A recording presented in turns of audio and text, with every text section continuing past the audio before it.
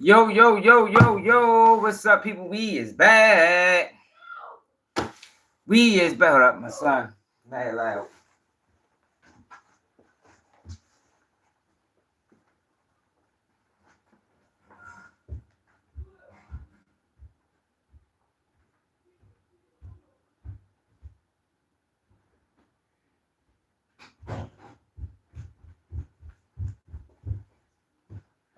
We is back.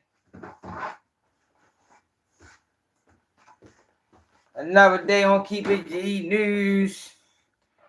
Hit that like button. Make sure you subscribe to the channel if you new. G man. What it is, pimping? What happened to this watch, man? What it is, pimping? Hey y'all, man, they say Diddy running to jail, running to prison. You heard me? PNR A1. The Thai guy, what it is? We is back straight up, man. Fuck y'all doing, man? Hey y'all.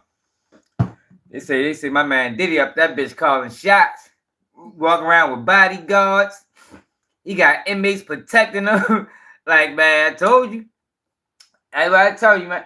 All Diddy gotta do is have some money. You got some money, you the man. Diddy probably there taking care of multiple people. He probably, man, they say Diddy walking around with 10 bodyguards.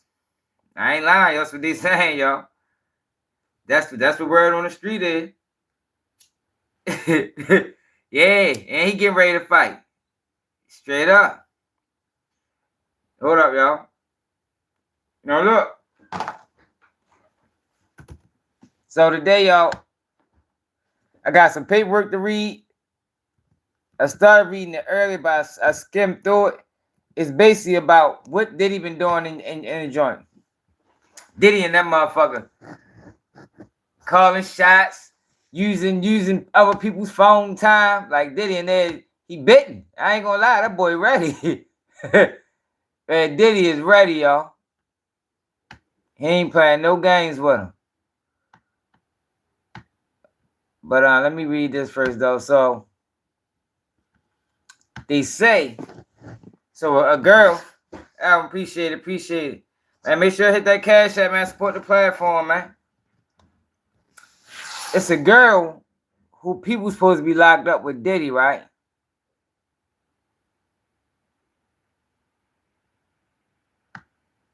And she said that man, Diddy and that bitch moving like a real boss, man. Moving like a real motherfucking boss. Boss type. But first, y'all, we gotta start the video off by saying, fuck Mike Tyson. You know, some sucker shit he on. They just buried the little kid, Q50, Lord 50. Sad situation. We talked about that. You know, told he buried him in a Murray down. That shit sad, yo. 15 years old, man. Whole kid. But they wanted to platform him and put him on the internet. Put him on the internet doing shit like this. Talking about ops and shit. Shit sad, y'all. Now look at Shorty.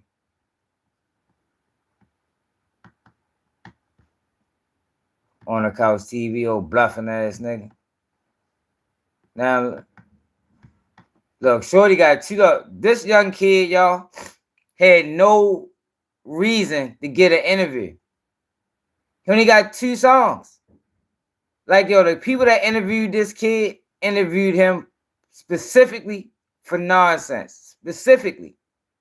Shorty got 2, 3. He ain't got more than 5 songs. But that's what I always be telling y'all. Yo, drill music is the shortcut. So where we at right now? Remember, I told y'all I got into it with y'all over this video. Like, yo, damn, sure, that's how you rocking? Look, he don't give a fuck. Nobody told me. Shit, they paying too. Look how many views it did. 387K. The bitch did 387K, man.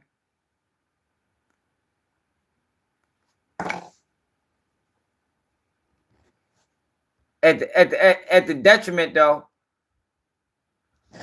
He got them views at the detriment of him. Cause in Chicago, y'all, they chasing clout heavy. You know, everybody chasing clout now, but in Chicago they doing it, you know, a little bit more than everybody else, because clout chasing started in Chicago. So when these young kids, right, here you go right here, see these videos, you know, when they see these videos, they think, well, shit, if I get one of them, shit, On the Couch TV might come interview us. You know, I might can get a DJU interview.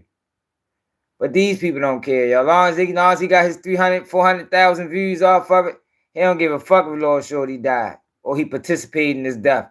Because I told him a long time ago when I first seen the video, I said, yo, you know this shit not long lasting, Shorty. Out of these 1, 2, 3, 4, 5, one of them probably only let us see 25, if that. So it's like, at the age we is, you should know this by now. You should know this by now. Right, only got 100 views. But they don't care because they chasing views. But let me just get all. Oh yeah, I'm definitely smoking speedy. I want that. You know what? Yeah, I got a new pack of the day.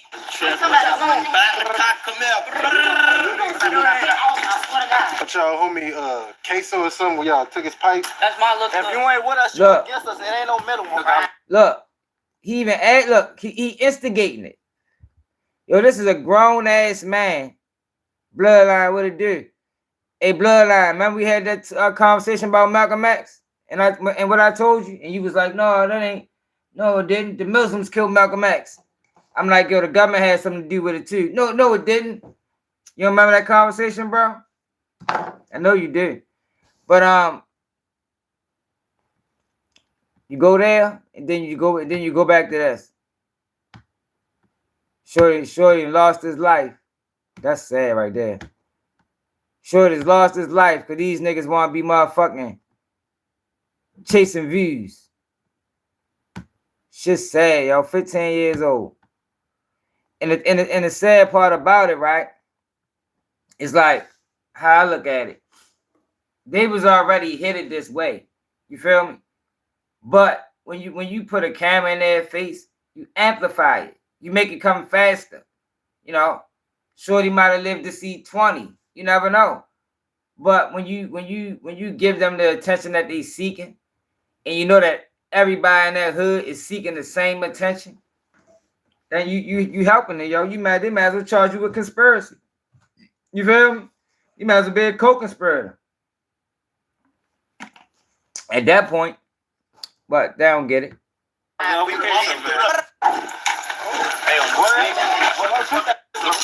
Baby Doc and Big Doc died in the worst way on all my dead people. They both died with Drake folks died with his button. Came around flexing on it. Came around Took his kid. He said, "Hey, I'll get it around the city." What that kid at? Y'all already know they do. Got took angle like he about that. Came around flexing. Y'all work. All type of shit. I said he was in Adam 22 comments. I was like, oh shit, okay, now it's starting to make sense. I seen the stream earlier. Well, Adam 22 right out. What'd he say? On the Couch TV said da. I said, oh, okay. So y'all ain't cahoots. Let me find out he the one sending these little kids to Adam. We ain't gonna watch too much of it because I really don't care to watch it. I never really watched it more than probably like I don't know, maybe 5 minutes of it. Look at these kids, y'all. Why would you put a camera in their face? They drill rappers, y'all. So his excuse was, y'all know at the time was, you know, they did it to Chief Keef. Nobody said nothing. And I had to explain this to somebody else earlier. Yo, back then, yo, you can't compare what people was doing with Chief Keef and them to what we know now. Back then, we didn't know the consequences of drill music. Now we know that drill music is a dead-end street. It's a fact. It's been proven time and time again. So why would you then do this? Out here on the couch for us, Man, man. y'all got fully chopped sometimes on Instagram, you know. Man, y'all got to do the Willa 50 and let's Let's go from 07 way. They could be From the end, shout out HB number. Yeah, brother. Now we come. Shout out from them. Tell the people like where y'all from, man. We out here walking through the trenches right now. You know, I'm from Honorary. yeah, they from that's one they from Honor. I'm from DGL 59 from Honor. My kid, brother. Born and raised. So where we at right now? Let them know so. We just walking through. We don't even know. We just walking. We say everywhere. Yeah, we say, man, where we go? Everywhere we go. We just nobody but 12. Oh my God. Nobody but 12. Now the one question a lot of people go think like they gonna ask like how old is they, man? Like y'all look real young out here, but 16 15 up. 15 up. 16 up. there ain't no question out here for a while too. Tell the people what age y'all jumped out here in these streets. I ain't gonna lie. I jumped out when I was like 13. I ain't gonna lie. I jumped out. You better too early, folks. I jumped out. I ain't gonna from my. They been out here, but just now, like over just, you know. Yo, and the sad part about it, right? So that interview led to this one. Now you kind of find out Shorty got a sad story.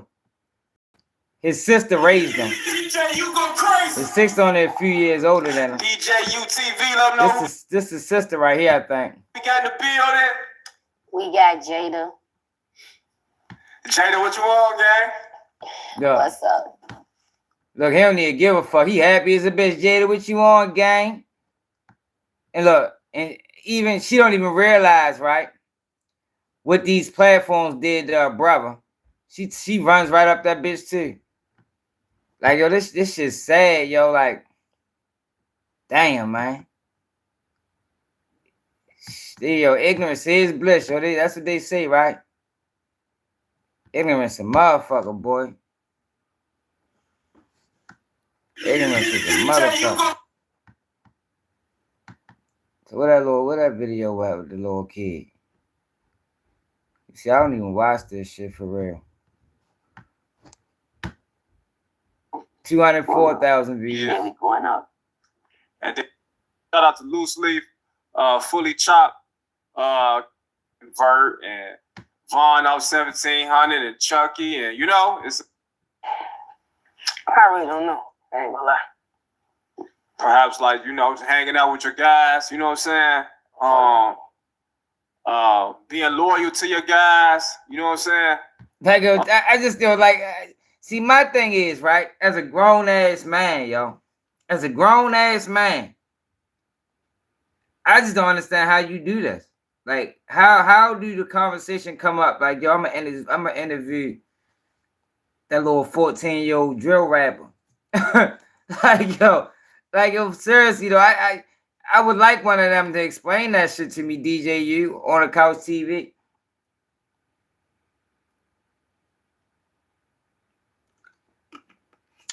Take the money out of it.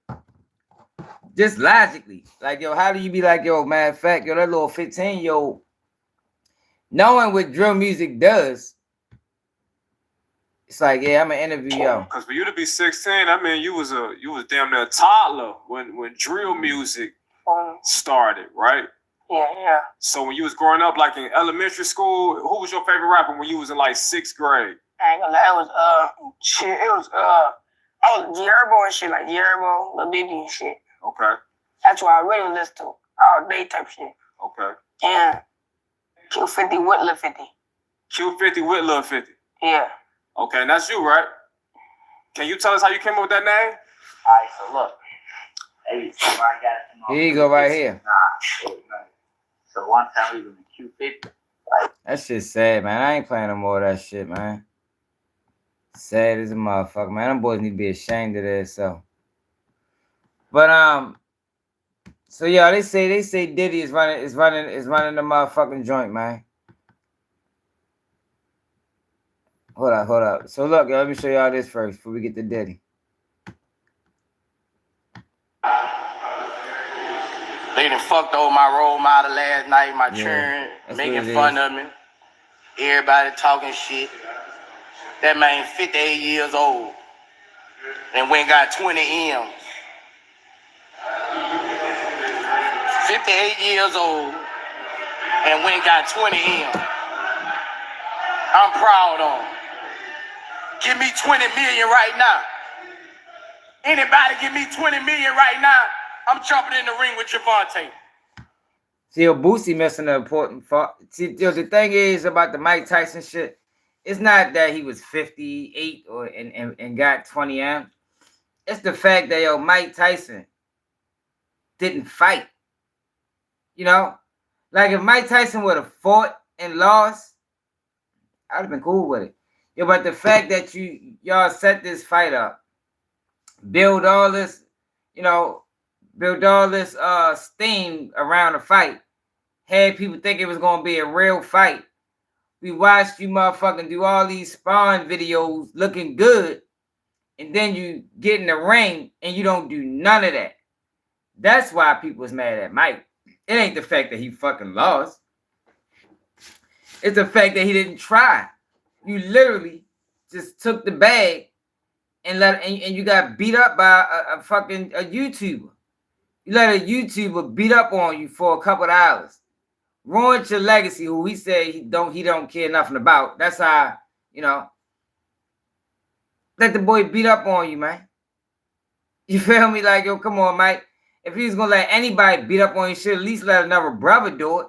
Like you let Jake Paul, a fucking YouTuber turned boxer that haven't fought anybody substantial. The only substantial fight he fought, he lost when he fought Tyson Fury, brother. And you just let him beat on you. Like, man, I can't respect that shit, man. Mike a goofy. I never respect Mike Tyson again.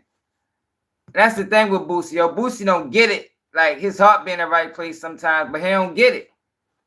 It ain't the fact that he took the fight. It's the fact that you let that nigga beat you and you didn't try to fight. You just literally took an L in front of the world, got beat up on for money, bro. Like, that's some bitch ass shit, Mike. Can't nobody respect that. Tank gotta knock me out. Call Bud. What my other nephew name? Shakur. Call everybody. What you and mean? Tell them 20 mil fight on Netflix with Boosie. What you mean? Yeah, we gonna break the numbers. I'ma throw more than Tyson throw. I bet you that. Nigga might put me up, but hey, 20 mil. I need that 20 mil. Hey, check this out. They done fucked over my road. Shit, I'ma throw them bitches. I'm calling out Tank. Wait to taste it. All them niggas, what the other niggas? Shakur, Bud, 20 M's Netflix flight, Boosie badass, nigga.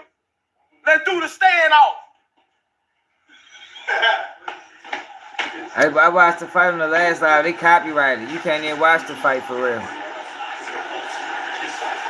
I'm hustling. Shit, I'ma throw them bitches. Take a fuck Boosie ass up. So this is what Mike Tyson had to say. This is one of those situations when you lost, but you still won. I'm grateful for last night. No regrets. To get in the ring one last time. Almost died in June. Had 8 blood transfusions. Lost half my blood and 25 pounds in the hospital and had to fight to get healthy to fight. So I won. Anybody trying that shit, Mike? You ain't fucking won. You lost. To have my children see me stand toe-to-toe and finish 8 rounds with a talented fighter half my age in front of a packed Dallas Cowboys stadium is an experience that no man has the right to ask for. Thank you. Like, yo, I could agree with all this, though, if you put on a fight. Like, if you was my father, I would be disappointed. Like, damn, Dad. That's what we doing now? Damn, Dad, that's what we doing now, Pops? We just taking the beating for a couple of hours, huh?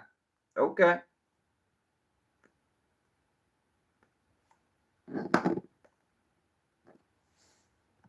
Okay, Pops. So we ain't even got integrity no more, huh? We just in it for the money. I got you.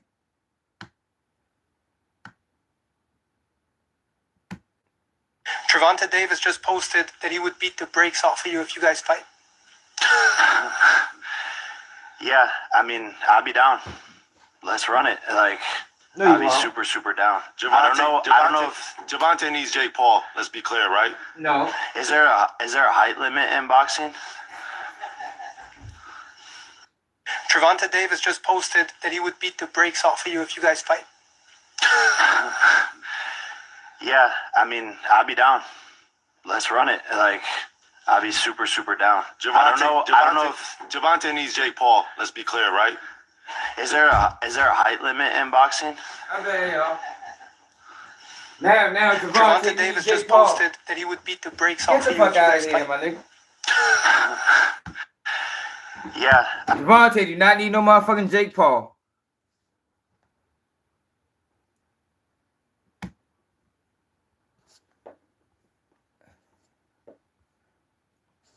Man, Tank was mad, yo. That gave boxing a black eye, yo. You know, boxing been under scrutiny for years. Yo, but what just happened? That was worse than Floyd Mayweather and Conor McGregor. At least Conor McGregor fought. Like, it's crazy, yo. These people don't mind stealing people money. They stole. Mike Tyson, Jake, whatever the fuck his name is, they stole, man. Y'all people, yo, these people don't give a fuck about the consumer. They don't care about nobody watching. They just out here stealing money. I disagree with that. Around round 3, Mike seemed to be running out of gas a little bit. You were working the jab really well. At any point, Yeah, did I you thought about start that to the take other your day, foot off the boy, gas fuck. just a little bit because you noticed he was tiring out? yeah, definitely a bit. You know, I wanted to give the fans a show, but I didn't want to hurt someone that didn't need to be hurt. Did you feel Mike's power at all? No, He hit you with one, and you gave him the tongue. I only because the crowd like got turned up, but it didn't actually hurt. He sound like he takes Xanax 24/7. But I mean, no one's punches have like really hurt. I got buzzed a little bit against Tommy Fury, but that's about it. The crowd, Then he just disrespected him. Ain't none of that boy punches hurt. From all these years, we'll be talking about how Mike Tyson swing like a baseball bat. He get on this bitch, man. Them punches ain't hurt, man. I ate them bitches. That shit was like lunch. got a little restless toward the middle of the fights. We started hearing the boo birds. Reaction on social media isn't too great about the fight in general. Your reaction to that at all? Yeah, man. Thank you for everyone tuning in and coming. Whatever. And you know, I tried to give the fight the best fight I possibly. Around round 3, Mike seemed to be running out of gas a little bit. You were working. It was a money move. Best fight I possibly could. But when someone's just surviving in the ring, basically, it's hard to make it exciting. So I couldn't really get him to engage me or slip shots and, you know, do something super cool or whatever. But I don't. Yo, that wasn't the plan, yo. And I think that's why everybody upset. That was never the plan. The plan was to get Tyson in the ring and just dance around. Dance around for fucking 2. Like, even when he was punching, that shit, they was all air punches. You know, just like so he can act like he was swinging. It was air punches. I don't care about what people have to say. They're always going to have something to bet you say. don't. And that it is the best fight I possibly could. Bet you don't care. You got paid. Goofy ass nigga. Yeah, but buddy, I talked about that though, y'all. Everybody, I talked about that in the last live. Everybody's selling out, y'all. Like it's happening. It's happening all over the place, yo. Everybody is selling out, yo. Like I don't know what's up. Denzel was wild as a bitch. I said that's the fuck Denzel get. He did a kissing scene with a man and they ain't even air the bitch. I said, man, I wish they'd have made Denzel do that shit 10 times. No, we need another take. You just didn't quite get it right. and then clip the whole bitch out the fucking movie. That's the fuck he get. Fuck wrong with Denzel, man. Y'all here kissing men and shit for movie roles. Big as you is. Yeah, man. Like, oh, these niggas crazy, man. It's disgusting, y'all. Like, for real. I'd be disgusted. I do, y'all. Like, I don't like it. I don't like it. I don't. Well, you ain't know about that? Let me show you. I talked about it a couple days ago. It's not in the title, I don't think. I talked about it a couple days ago. Hold on, let's see if I can find it. There we go. These niggas sellouts, man. I told y'all, yo, selling out is profitable, man. They give you a lot of money, yo, to make the look bad. Straight up. They pay you a nice bag. A fucking Christmas bag. It's not a motherfucking Santa Claus bags. Bitch be healthy as a motherfucker, boy. But this was Dirk at D-Thing funeral. That boy was hurt. Boy was hurt, man. I gave that boy a nice bag. Let me see if I can find it. I just talked about it a couple days ago. Shouldn't be too far down the line.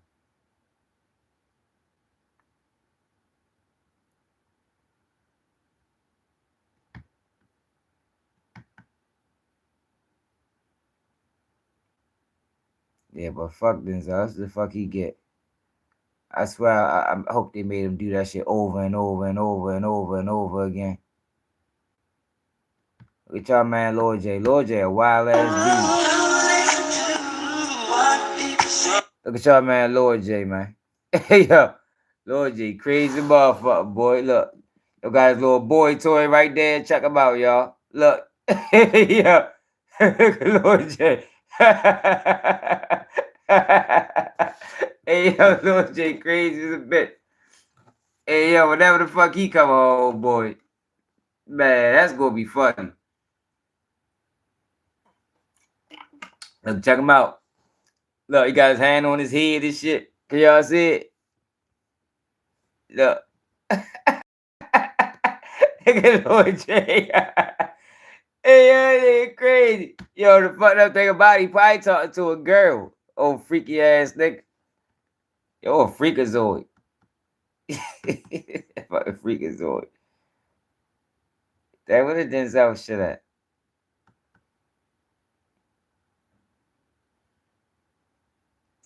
It wasn't that long ago. Yo, it's in one of my lives I did within the last 5 days.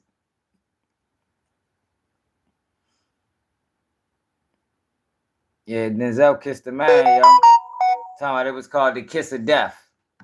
Like, yo, why you ain't kiss him on his cheek then, bro? Like, why you had to kiss him on his lips? And then he talking about they wasn't ready yet. No, they fucking tricked your dumb ass. They wanted to see if I can make Denzel kiss a man. That's all they was in it for. If I give him a couple eyes, let me see if he'd kiss a man for me. And your dumb ass did this shit. Stupid. Nigga. It's wild, man. It's wild guys, y'all. What else I wanted to show you? Oh, here you go, right here. Shit. Here you go. Denzel reveals his gay kiss scene was cut from Gladiator 2 final edit. Yo say, I kissed the man in the film, but they took it out. They cut it. I think they got chicken. Washington revealed in an interview with Gaiety. Did an interview with Gaiety.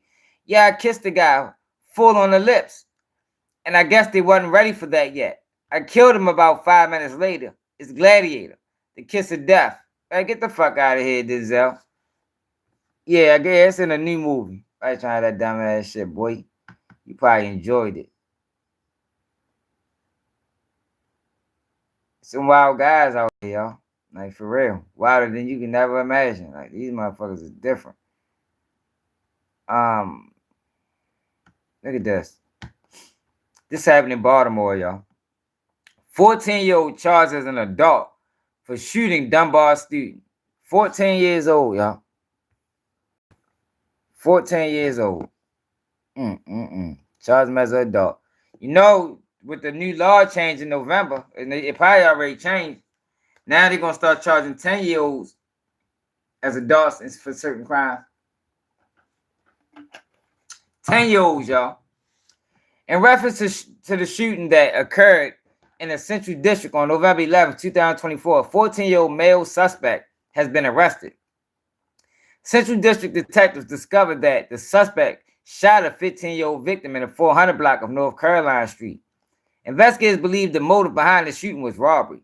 The 14-year-old suspect turned himself into police at the Central District on November 16, 2024. He was then transported. What the fuck? He was then transported to the Central Booking Intake Facility, where he was charged as an adult with attempted first-degree murder. 14 years old. Starting off on the wrong foot. You got Jay-Z Foundation and the Ivy League, University of Pennsylvania, Wharton School of Business are teaming up to bring financial literacy programs to HBCUs. Let's see. Let's check this out. That's the first time I heard from Jay-Z. Co-founded by Jay-Z and his mother, Gloria Carter, the Sean Carter Foundation has consistently worked to uplift underdeserved communities. This new initiative aligns with their mission to help young Black students, particularly at HBCUs, achieve financial success in a world where stability often defines opportunity. Supported by Toyota and inspired by Wharton's Bridges to Wealth program, the Championship for Financial Literacy initiative equips students with skills they need to build a strong financial future. To empower future generations, the foundation has joined forces with a group of historically Black colleges and universities to provide students with essential financial knowledge. With support from the Wharton School at the University of Pennsylvania, the program focuses on key topics like credit, debt management, and investing, offering students particular tools to create lasting wealth. They need to start this in high school. Nightbot, you back again? Come on, Nightbot. My bad, y'all. Nightbot gotta go to timeout.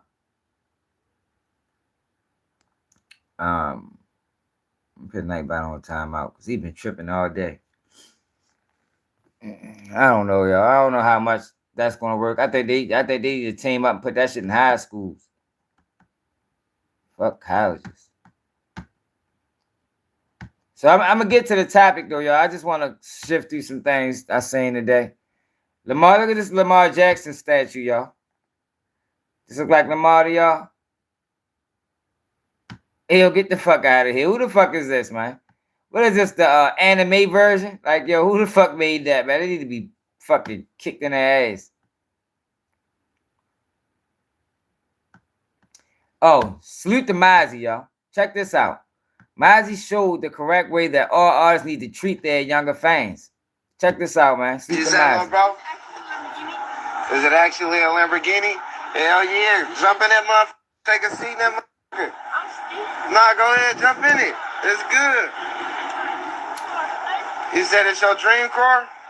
The smartest people make the most money.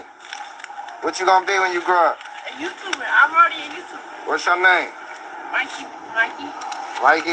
Smartest people make the most money. You hear me? It's good That's not true, y'all.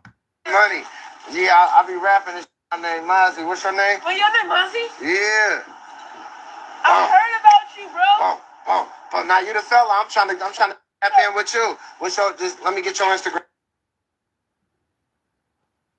Well, sweet to Mozzie, man. Looking out. Shorty will never forget that, man. That can be life-changing in Shorty life.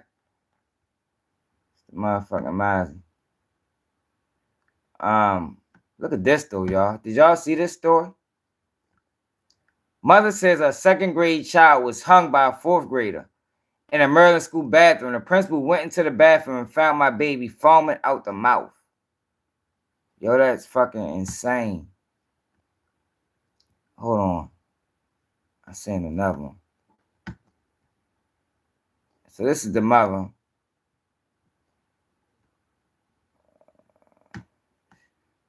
Hold on.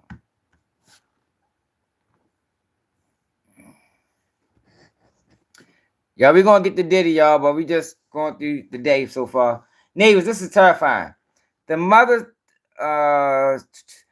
says her son was hung by a fourth grade student in the bathroom at C. Paul Barnhart Elementary School in Waldorf, Maryland. She says she received a devastating phone call that he was being rushed to a hospital and that he was found unconscious and foaming at the mouth by the school principal.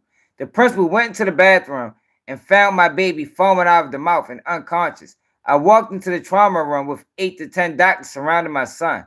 This is the most heartbreaking and traumatizing situation my family has ever been in, she said in an Instagram post. The school has since spoke out as well. According to them, the incident was a result of the two students horseplaying.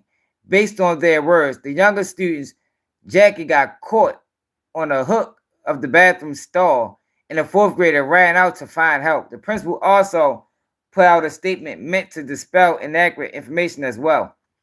Understand that the initial 911 report resulted in a first responder call that shared a possible suicide attempt occurred at our school. This was then posted on social media by a community member, causing a bit of community concern. Charles County Public Schools quickly shared an update with you as well as Barnhart staff to dispel any inaccurate information beginning to circulate. I apologize for the delay in that update, but our administrative team was addressing the needs of our students. The incident was also reported to our school resource officer. Yo, that is crazy. That's crazy, y'all. Like, what type of horse plan could they possibly be doing in the bathroom? They got this little kid jacket caught on a stall. Dang, I hope he all right. So look, y'all. So Plies was, Soulja Boy. So then hold up. Plies is suing Soulja Boy, Glorilla. I think I got that video. I ain't going over down there. Megan Thee Stallion and somebody else. I forgot who else it was. They talking about some, man, you know. Because he stole his beat. Now listen to Soulja Boy. Y'all know Soulja Boy always got a lot to say. Check him out. Plies on you. Plies. If you don't sit your broke ass down somewhere, nigga, what the fuck wrong with your cheap ass, nigga? Pretty Boy Swag is not your beat, nigga. So you want to wait 10 years to try to sue a nigga for a beat. That is not your beat, crazy man. What the fuck is wrong with you, Plies? Need to change your name to Lies, cause you a motherfucking lie, nigga. You know that ain't your motherfucking beat, broke ass nigga. What the fuck wrong with you? You should have just said, hey, bro, I'm broke. Let me hold something. Plies, you don't sit your bald-headed ass down somewhere, nigga. Your motherfucking hairline in the middle of your head, nigga. Fuck out of here. That beat is all original music. You only can sue somebody if they sample your song and don't get it cleared. That is not a sample, broke ass nigga. Sit your broke ass down somewhere, nigga. What the fuck wrong with you? You know how much blood they talking about some, man. You know I put into Pretty Boy Swag, nigga. You trying to come and claim my shit, nigga. Them shit don't sound nothing alike, nigga. The fuck wrong with you? That is not a sample, nigga. That's all of your shit go do do do do do do do do do. My shit go do do do do do do. Pretty boy. That don't sound nothing alike, man. Sit your crazy ass down somewhere, broke ass nigga. Stop playing, nigga, mad cause I'm up. Nigga see me perform at the BET Awards. That was the last straw. Nigga, I woke up to the next day to a lawsuit. Cheap ass nigga, stop reaching, nigga. Go live right now and show me a mansion. Show me a mansion, show me some foreign whips. Show me, nigga, show me $1 million cash. And I'm gonna get off your ass. Until then, nigga, you broke, nigga. Alright, so look, is the beat the same? Yeah, but if Cheap fight. yeah, Soulja Boy beat sound a little bit different than to me though, y'all. Boy beat a little bit different. Y'all. I don't know, y'all. What y'all think, man? Damn, 50-50. Can somebody break the tie? Can somebody break the tie, man? 50% said yes, 50% said no. The tie's been broken. Bald mother. But now they just came down with a Rico on them boys. I ain't even do nothing, bro. No? This is him. Yeah, he's the one that took the gun. I ain't done no good. Okay. You want to see it? You want me to show you? An idiot. You got Trayvon. You got another gunshot, motherfucker. I ain't got no. Bro. What the fuck is going on?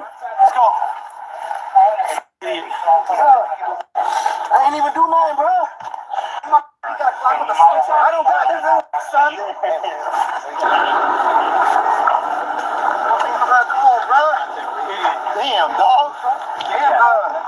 Everybody okay? What's up, son? What do you need? I don't got this, son. I'm a heavyweight. They love that shit, boy.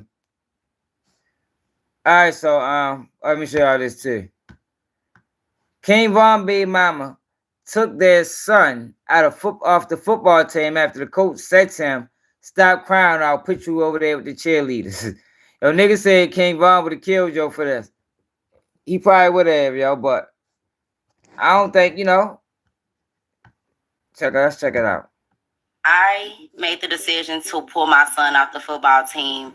I understand that football is a very rigorous sport. My son is only 5 years old, so of course he's not there yet. Like, he's not super tough. I guess the coach was giving them water, and the coach made a mistake and squirted water in his eye. I'm not really sure. There's no water. King Von got his ass, man.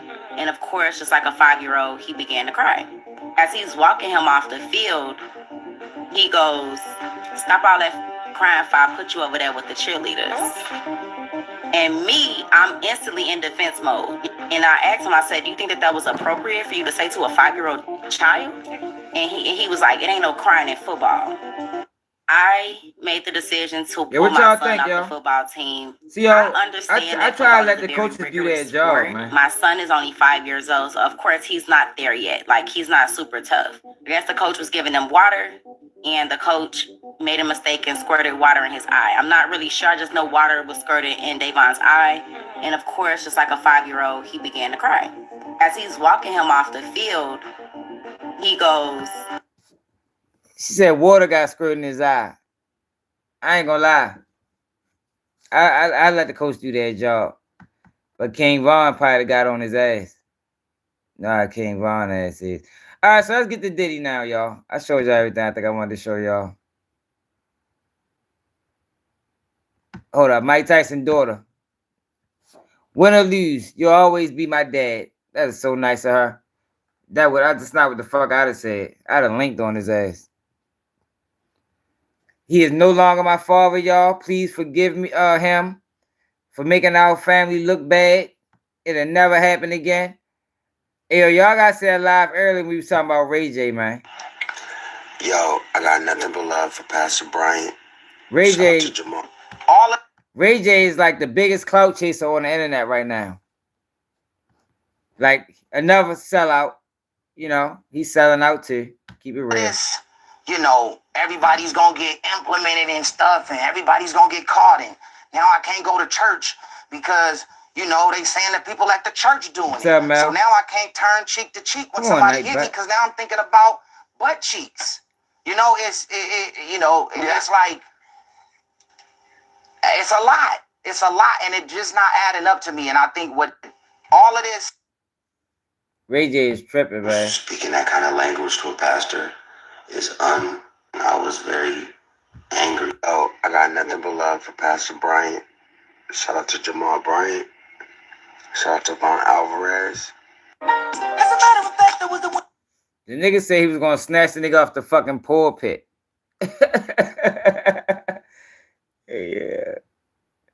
Yeah, Jamal Bryant got goons. I don't know how many people know that. This motherfucker that'll slide for Jamal Bryant. For real. I got nothing but love for Pastor Bryant. Shout out to Jamal Bryant. He's selling out. Shout out to Von. I was very angry because I'm scared that someone's speaking. I'm trying to find a part what he said about the interview. Yo, I got nothing but love for Pastor Bryant. Saying that. He said he's gonna snatch him out of the pulpit. All right, so let's get to Diddy, y'all. Let's get to Diddy. That be 47 minutes in. God damn, I didn't get to Diddy yet. So woman who has a man in the same jail as Diddy dropped some exclusive info on how he's running the prison. Let's check it out. How is Diddy running the prison, y'all? Let's see. Fuck. Damn, y'all keep fucking it up.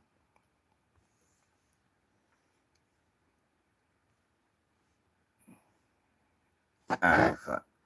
It say, my man is in MDC. They called Tuesday evening and said Diddy in there walk around with no shirt on most days, with the whole Harlem behind him. Got this big dude in his part named T. Lee or something walking behind him every time he moves. They say he got his own phone in the pod. Nobody can use but him. And he stays on the phone every time he gets back from his attorney visits. All his visits stay full, so he always doing something from sun up to sleep. At night, son on burner phone, she telling, in his bed. They said he got like 10 dudes adjoining beds that make sure nobody walk up on him. The COs are starstruck. He got big respect like a crime boss, and he eats real food every day. Said he shares food with those guys, so obviously CO's bringing him that. She telling, she gonna get Diddy put on lockup. They said it's like a movie, how Diddy is moving and got things set up already. He is not cooperating, I was told. Won't say a word. This is why he can't get a bail. Dudes are ready to take down everything for Diddy. He works out every morning doing push-ups and shit in the open. My guy said Diddy ain't no punk. Like he know how to put an army together type mentality. They say he's super good, handling business all day, every day, laughing and smoking Black and Miles, and he won't eat MDC food. His kids come to visit him every week. And the chick Daphne, 50 Cent baby mother, they said been up there too. This dude is different. Even if he go down, he will run the prison he in. I will keep letting y'all know what I hear. I'm sure everyone who got peeps at MDC will be posting and saying the same thing. This is wild. They can't break Diddy. I think Jay-Z and Elon Musk got his back. It would be crazy if Elon gets Trump to pardon Diddy. Diddy definitely ain't done yet. A lot of people, I think, going to be surprised how all this turn up. How this all turn out. Just like with Bill Cosby and Thug. Yo, they say Diddy out there running the prison. All right, so look. I don't know how true that is, right? But my paperwork lady sent me this. So this is Diddy's latest bail package that the feds is trying to shoot down. But in this bail package, it kind of speaks to how Diddy moving. So earlier, I read a little bit of it. We're going to read the rest of it now. Hit that like button. Subscribe to the channel if you're new. We go live every day at 11 p.m. Eastern time. So you ain't got to get a notification. We in here. All right. So, let's see where we're going to start at.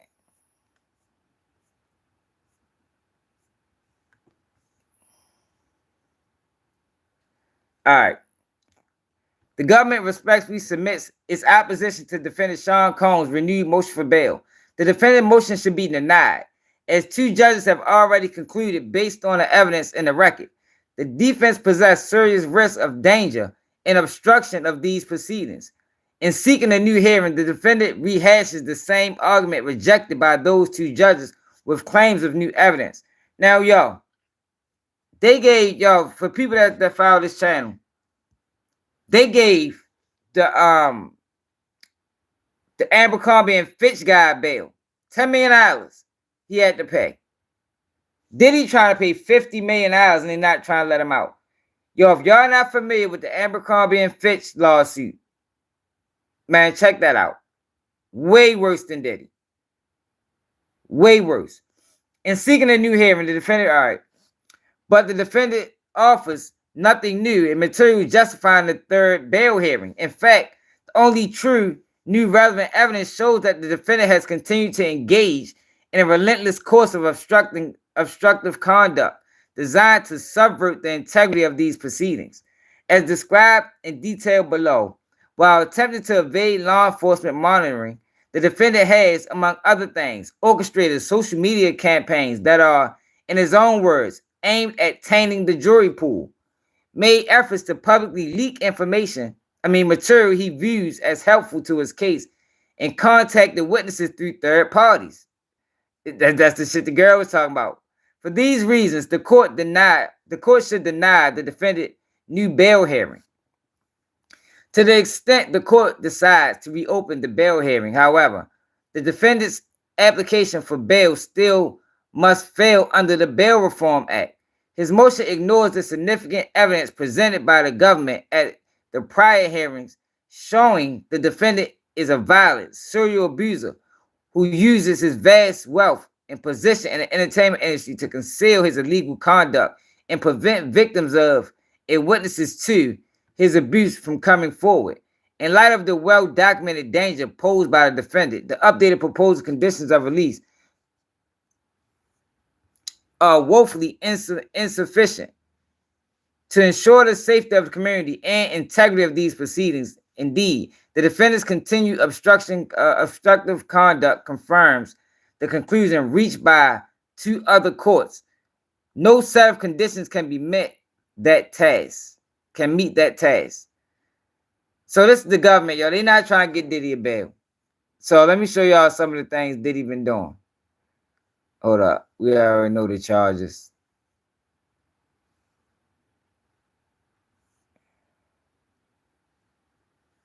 Alright, so these are charges. Defendant was charged sex trafficking after hearing the argument. So some of this stuff, y'all, is redacted.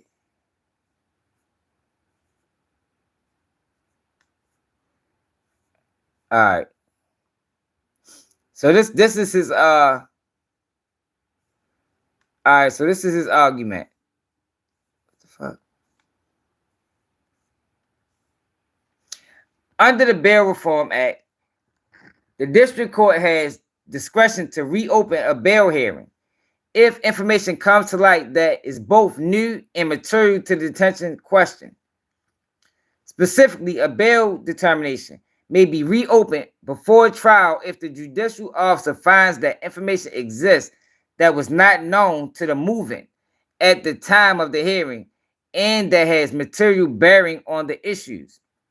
Whether there are conditions of release that will reasonable ensure the appearance of such persons are required in the safety of any person in the community.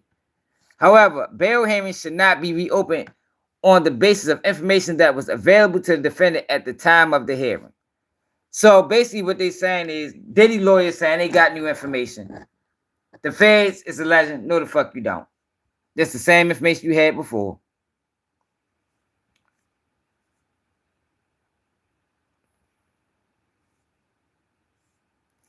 That's just talking about the Bail Reform Act.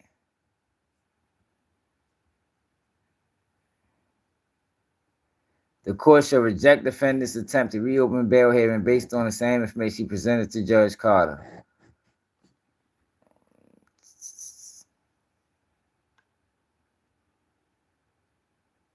All right. The defendant motion to reopen the bail hearing should be denied for the simple reason that he has not presented any information that was not known to him at the time of the bail hearing before Judge Carter, as set forth below. The defendant asserts that the court should consider new information relating to the defendant's relationship with victim one, which is Cassie, and his communication with various witnesses as a basis to reopen the bail hearing. But these allegedly new facts are the same very arguments made by defense counsel and rejected by the district court previously, dressed up with recently produced discovery. Because those facts were well known to the defendant before any discovery production, and because the defendant relied upon them in his prior hearing, he cannot recycle them here to revisit the sound determination made by Judge Carter that the defendant is a danger and a risk to obstruction and must be detained. Defendant claims that communication between defendant and victim one, which were recently produced in discovery as part of the defendant's electronic device and accounts constitute new material. So Diddy has been reaching out to Cassie, y'all. The defendant claims that the recently produced text messages reveal a loving, at times toxic, long-term relationship between two adults who decided mutually to break up. This claim is nothing new.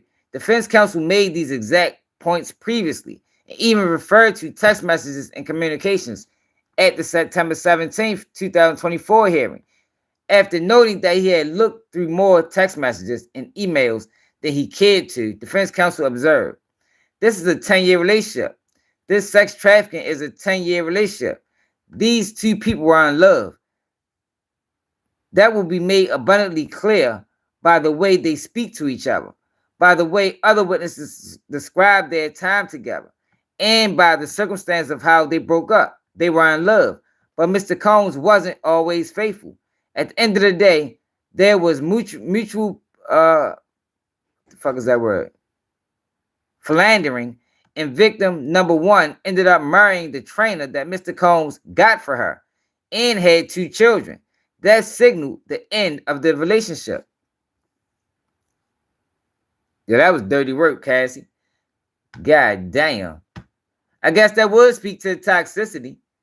You know, there's nothing new about the content of the text messages between defendant and victim one that was not known to at that time of the initial hearing. Furthermore, it is presenting recently produced text message, excuse me, y'all.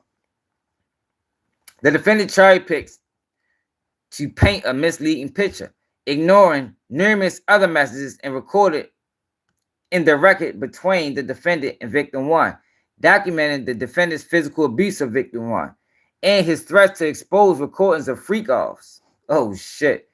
So they got that in evidence. They got that in text messages that Diddy threatened to expose freak-offs. Okay. Text message reading.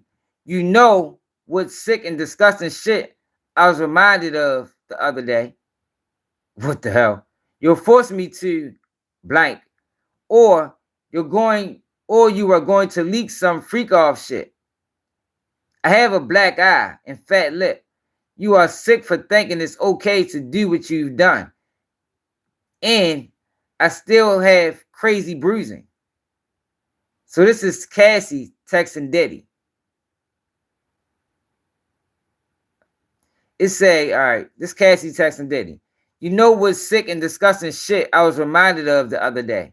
You're forcing me to blank, or you are going to leak some freak off shit. I have a black eye and fat lip.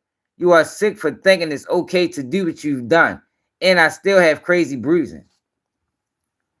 I turn my head for a second, and you get fucked up, and you drag me down the hall by my hair. I have bleeding cuts. You hit me in the head 2 good times. So this is the incident, y'all, at the hotel.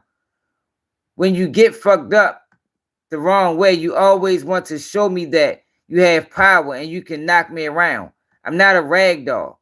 I'm someone's child. Moreover, despite attaching lengthy text messages between the defendant and victim one on various dates between August and November 2018, the defendant omits messages produced in this same thread about defendant's violence. So they redacted that. The defendant also rehashes his attack on victim one motives in bringing a civil lawsuit against the defendant, suggests that victim one allegations against the defendant were merely attempts to obtain a financial windfall from Mr. Combs. Across multiple bail hearings and the instant brief, the defendant has made clear that his litigation strategy is to personally attack victim one, stooping to any depths to attempt to undermine her credibility. Setting aside this questionable strategy, none of this information that was purportedly undermines victim one's motives was unknown to the defendant at the initial bail hearing. Again, defense counsel made all these arguments previously. So she threatened him with a lawsuit. So that's what he's showing. She threatened him with a lawsuit. And these arguments have no bearing on the question of bail. The purpose of a bail motion is to determine whether there are conditions that will ensure the safety of the community and the defendant's appearance in court, not to entertain the personal attacks on the statutory victim. To the extent the victim takes issue with victim's one credibility, a trial is the appropriate forum to address that. Well, that is true. Bail hearing ain't got shit to do with that. The defendant next accuses the government of misleading the court as to the nature of certain of the defendant's communication with another victim, victim 2. It's the first time we heard about victim 2, y'all. The government did no such thing. The defendant's primary point of contention appears to be the government's characterization of this individual as a victim, and quibbling about how to label victim 2 an individual to whom the defendant continues to pay a significant monthly sum.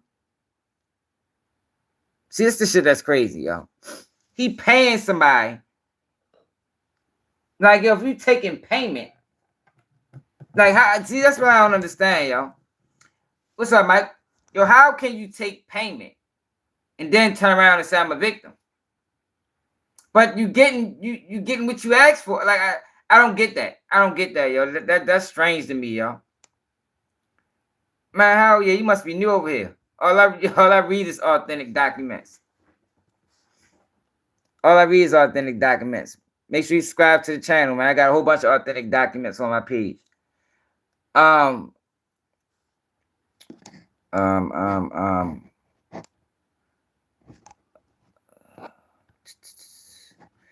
started over. Victim 2, an individual whom the defendant continues to pay a significant monthly sum. The defendant does not present any new information or grapple with the actual evidence. The messages and recordings between the defendant and victim 2, on which the government relied at the initial bail hearing, are clear on their face and consistent with the government's representation. The defendant was leveraging significant financial benefits to cause victim 2 to adapt his narrative of their relationship. Whether or not the defendant agrees with the characterization of victim 2 as a victim, so Diddy saying this person ain't no victim, but the feds is using this person as a victim anyway.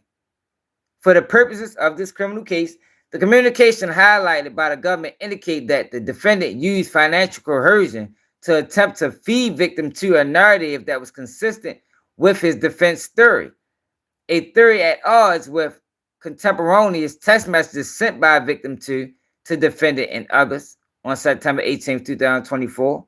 The defendant just threatened me about my sex tapes, where I'm heavily drugged and doing things he asked of me, describing victims 2's sexual trauma.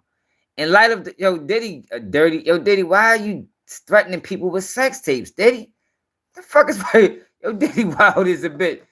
What it is, Teddy? Yeah, T215 in the building. Diddy, you gotta stop doing that, Diddy.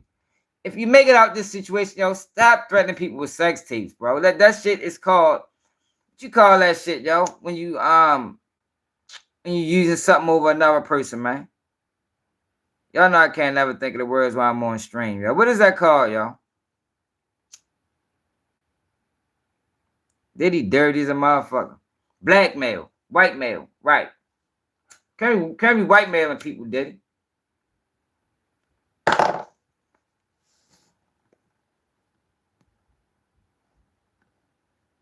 So Diddy is using, like, cause who would want this tape to get out? But the thing is, did she know she was taped? So you knew you was drunk. Why would you allow yourself to get on tapes as well? It go both ways. Where I'm heavily drugged and I'm doing things he asked of me, describing victim 2's sexual trauma. In light of defendant continuing financial support of victim 2, it is not the government, but rather the defendant that is misleading the court. All right. Defendant contacts with witnesses to demonstrate the threat he poses to the integrity of these proceedings. The defendant attempts to spin his contacts with witnesses, including witnesses served with grand jury subpoenas, as evidence rebuting the government's proof of obstruction. Hold up. The defendant attempts to spin his contact with witnesses, including witnesses served with grand jury subpoenas, as evidence rebuting the government's proof of obstruction fail in their entirety. For example, the defendant claims that the government misled the court and concealed the actual content of the communication between the defendant and a witness who was served with a grand jury subpoena in June 2024, Witness 1. As an initial matter, the nature and substance of defendant communication with Witness 1 was known to bank records show the defendant payment to victim 2 as recently as mid-September 2024. The government has requested and is awaiting updated financial documents through the present. So this is what I'm saying, yo. If he is paying her, how is the feds going to use this person as a victim? You being paid.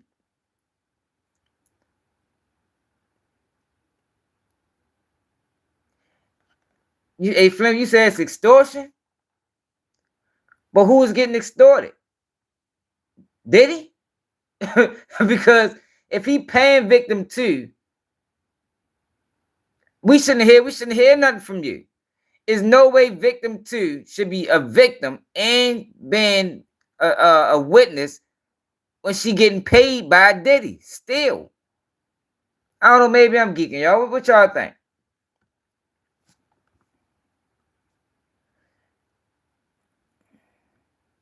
Witness 1 was known to the defendant at the time of the initial hearing.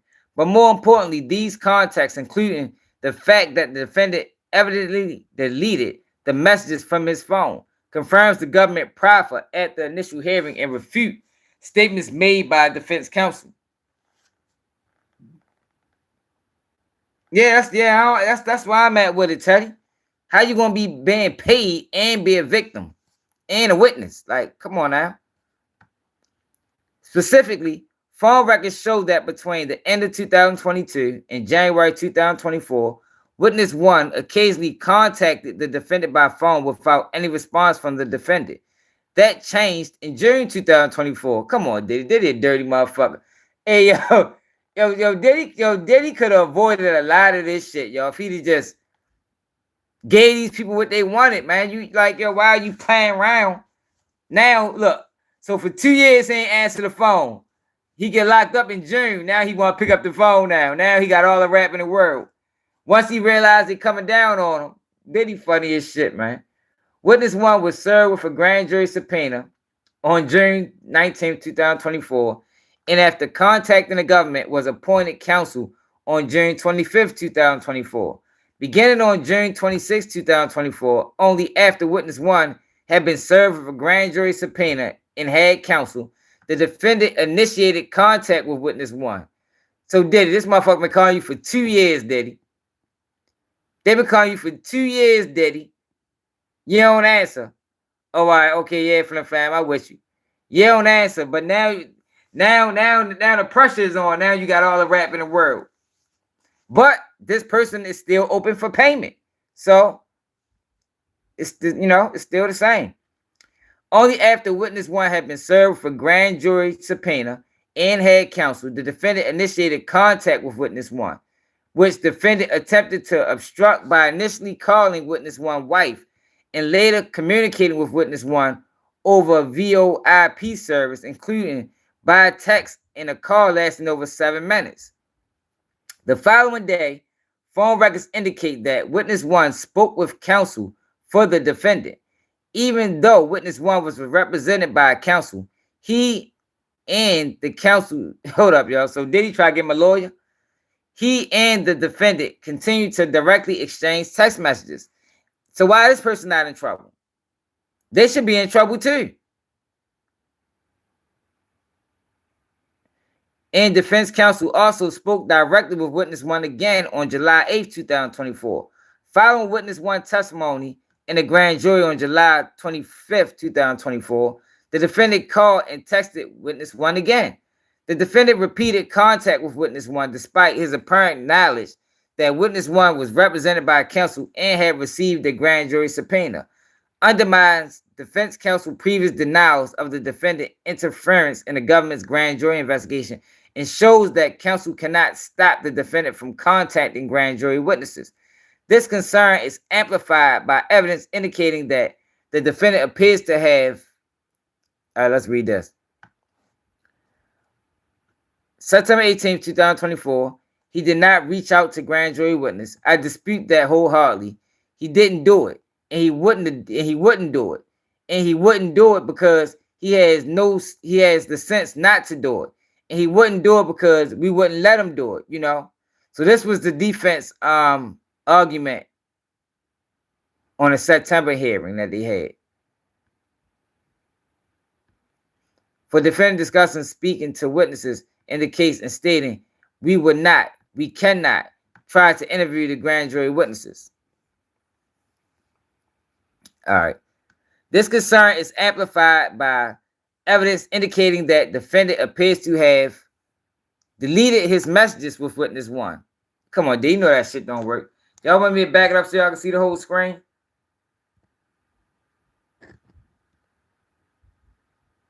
Oh shit, my bad.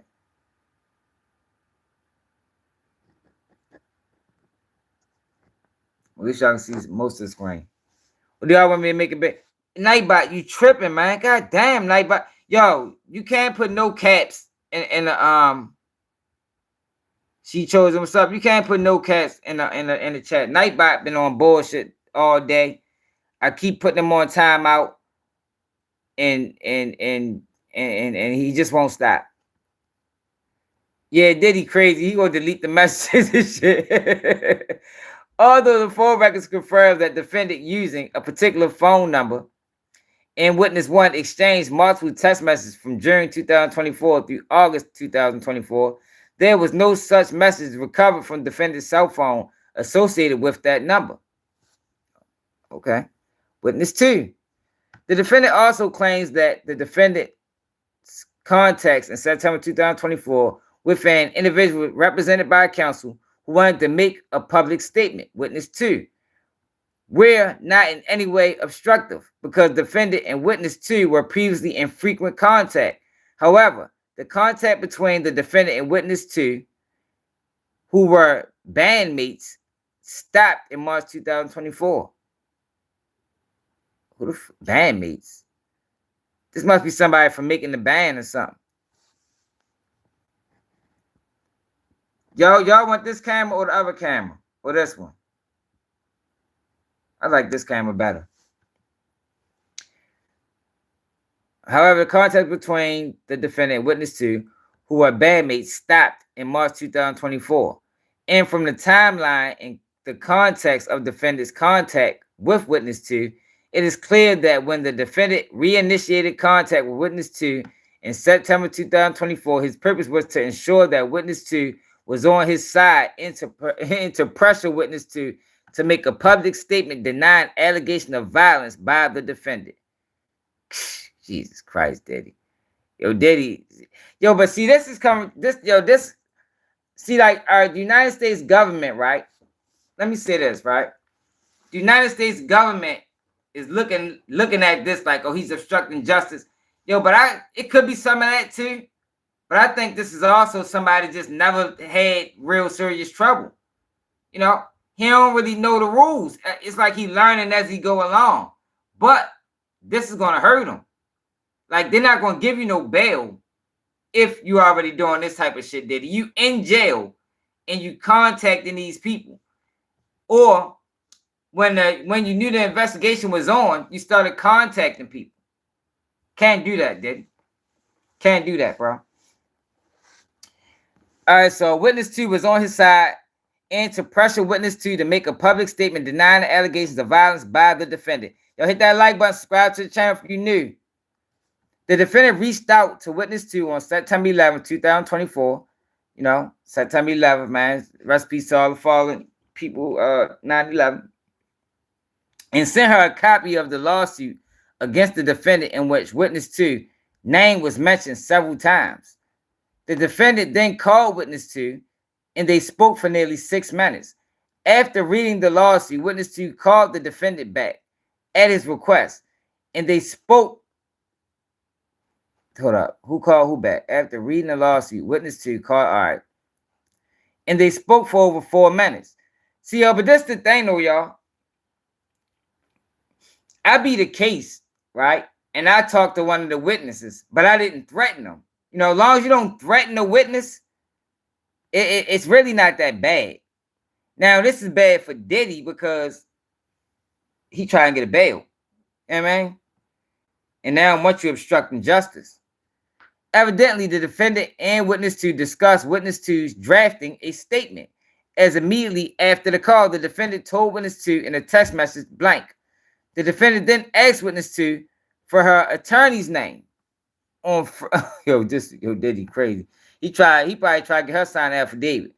From September 11, 2024 through September 15, 2024, the defendant and witness 2 exchanged multiple texts and had multiple calls. At least 128 phone calls in total. What the fuck? At least 128 phone contacts in total. Throughout these phone contacts, the defendant repeatedly asked witness 2 when she planned to post a statement. Hey, come on, Diddy. Yo, what are you doing, bro? Diddy is tripping. Yo, Diddy tripping, man. Like, yo, Diddy, you can't do that, bro. It's laws and shit. Like, Diddy out this bitch moving around lawless. Witness 2 ultimately made a statement about the lawsuit via Instagram post on September 13, 2024. Who made a statement? Who made a statement against Diddy, y'all? Who's this, y'all? September 13, 2024. Hold on.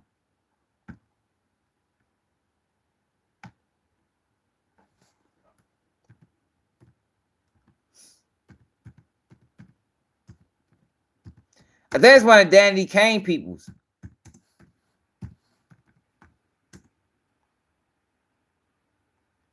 What was the date? September 13th.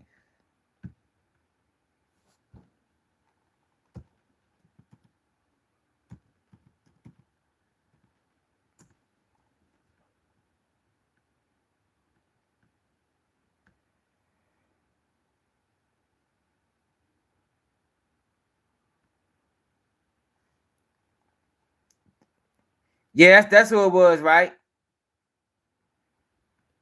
What's her name? Kalena? What'd she say? You remember what she said?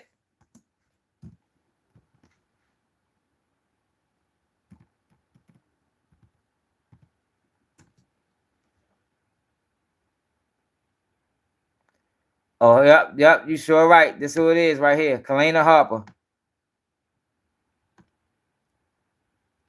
So what the fuck did she say? IG post.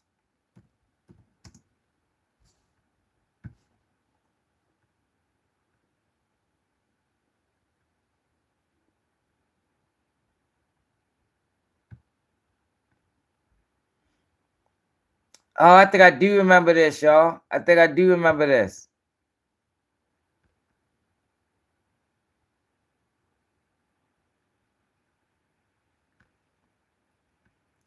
Oh, okay. Okay. So she denied what the other girl was saying.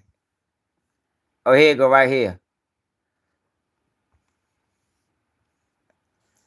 I acknowledge the recent lawsuit filed by Dawn Richard in which my name has been mentioned 33 times.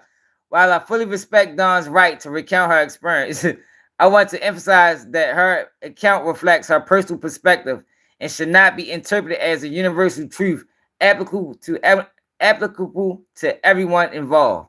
It is important to understand that while I was present in some of the same professional settings mentioned, many of the allegation incidents described in this lawsuit are not representative of my experiences, and some do not align with my own truth. Tony and I have always conducted ourselves with the highest level of professionalism and integrity. We were not involved in, nor were we aware of any behavior that could be considered abusive or unlawful. As this matter is now part of an ongoing legal process, I will refrain from discussing any specific details further. My focus continues to be on my family, my music, and my work, which I will pursue with the same dedication and positivity that have always guided me. I trust that the legal system will handle this case with the fairness. Hey yo, she funny as shit. Hey yo, Diddy a dirty motherfucker, boy. Hey yo, Diddy. Hey yo, hold up, yo. Hey, hold up, Diddy, yo. What the fuck was that? Yo, Diddy funny as shit for that one, yo. So, Diddy paid her to post that.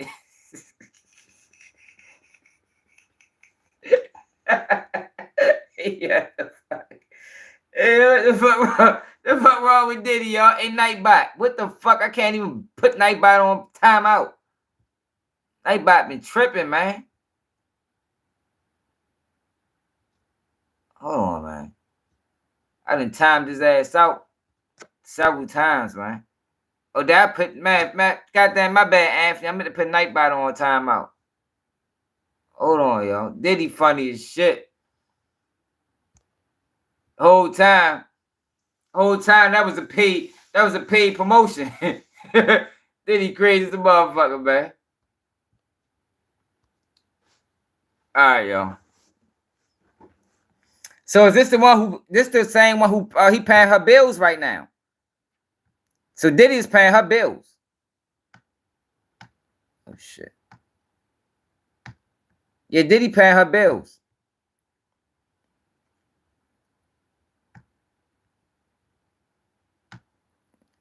Fuck. He must was fucking with Shorty.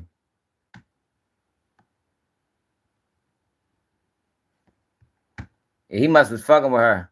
He paying her bills right now, currently, as we speak. Just got a payment in September.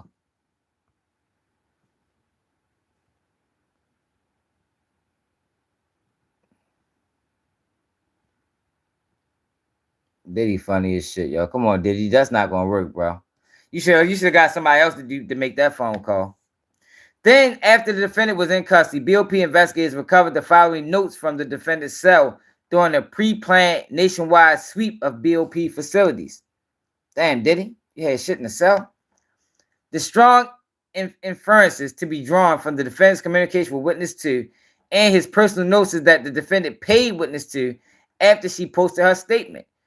From the timeline, the content, and the context of the communication between the defendant and witness 2, the defendant's clear goal was for witness 2 to draft and post a statement. Even after the defendant knew that witness 2 had counsel, he continued to reach out to her directly, a fact that clearly concerned Judge Carter, and rightfully so.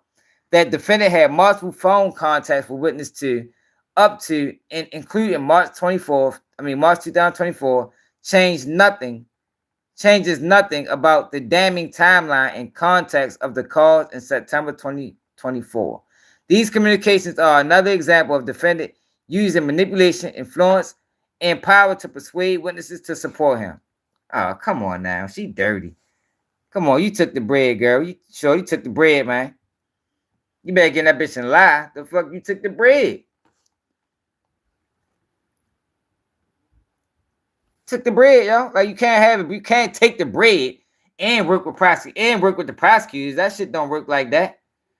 Based on the foregoing, the defendant has not demonstrated that he is entitled to reopen the bail hearing under the whatever code, and the law cited by the defendant provides him no support otherwise. The defendant's reliance on United States versus English. The citation by the defendant suggests that when cases are reassigned to new judges, the court should review the record when considering bail motions. The Second Circuit holding was not that broad. All right, so we ain't reading that. That's case law. That's case law.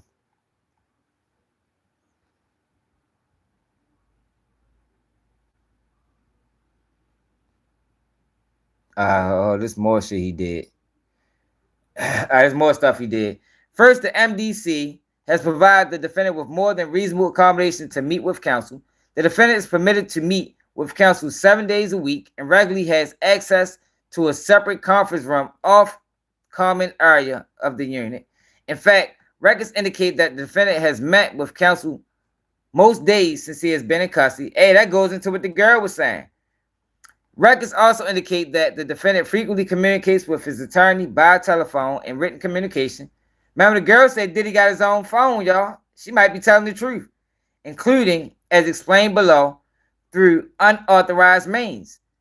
But even if the defendant were only using authorized channels of communication, the MDC procedures does not infringe on defendant's constitutional right to effective counsel or to participate in his defense.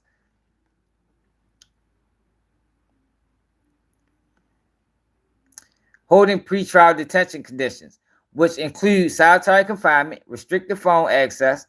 Diddy gonna find his ass on lockup soon. He keep fucking with them people. They're gonna put his ass right on lockup. In a chair to review discovery more comfortably, were reasonably related to defendant's specific security concerns and did not impermissibly infringe the defendant's ability to prepare his own defense.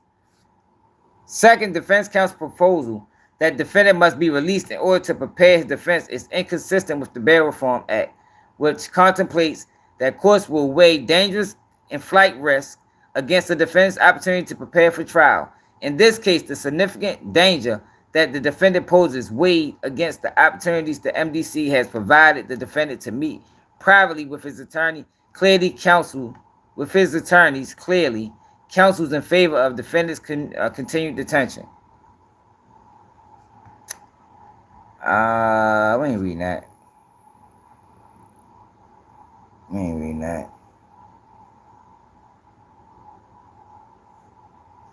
Hold up, he did some look. Diddy, I think I read Diddy did some wild stuff, y'all. The defendant posed a serious flight risk of obstruction, danger, and flight. For the reasons discussed above, the defendant has not met his burden of demonstrating that he is entitled to a hearing under the U.S. rule. Hold on. All right, here we go. The defendant has continued his efforts to obstruct justice. Yo, listen to this shit, y'all. As noted above, the evidence presented to Judge and Judge Carter amply supported their finding that the defendant posed a risk of obstruction justifying pretrial detention and would be sufficient for this court to find the same. However, to the extent there was any doubt about the defendant's risk of obstruction at the time of prior bail hearings, such doubt is now non-existent. Since the defendant has been detained at MDC, he has continued to try to evade law enforcement. Since the defendant's arrest, the government has continued investigating the defendant's obstructive conduct and began receiving recordings of the defendant BOP calls in October 2024. Hey, yo, when these calls get released, it's going to break the internet. Because y'all know after the trial over, you know, you got the Freedom Information Act. You can get all these calls. And I'm sure the federal government is going to release them. These calls in their entirety will be produced to the defendant through a filter team prior to the bail hearing scheduled for November 22nd, 2024. The government did not previously disclose these recordings due to its ongoing investigation, but is doing so now given the recent escalation in the defendant's effort to influence the jury pool in this criminal case set out in detail below. So listen what Diddy did, y'all. Diddy wild as a motherfucker, man. Since the defendant has been detained at MDC, he has continued to try to evade law enforcement, monitoring, corruptly influence witness testimony, and further attack the integrity of these proceedings. Specifically, while in custody at MDC, the defendant had repeatedly communicated with others in ways that violate BOP rules and are designed to evade BOP and law enforcement monitoring, including, as described below, using PAC numbers belonging to other inmates to make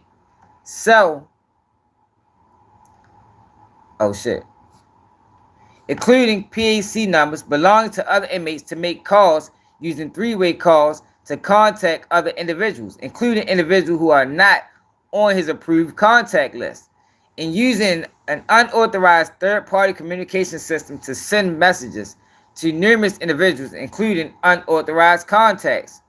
Yo, Diddy is funny as shit, yo. So Diddy is using other inmates' PAC numbers. So when you locked up, y'all, you get a number. Or you get a call list, you get a call log. And your number is attached to that. So you can only call people under your call log. So what Diddy is doing is he's using other people's numbers to call people. Yeah, he definitely having his way, y'all.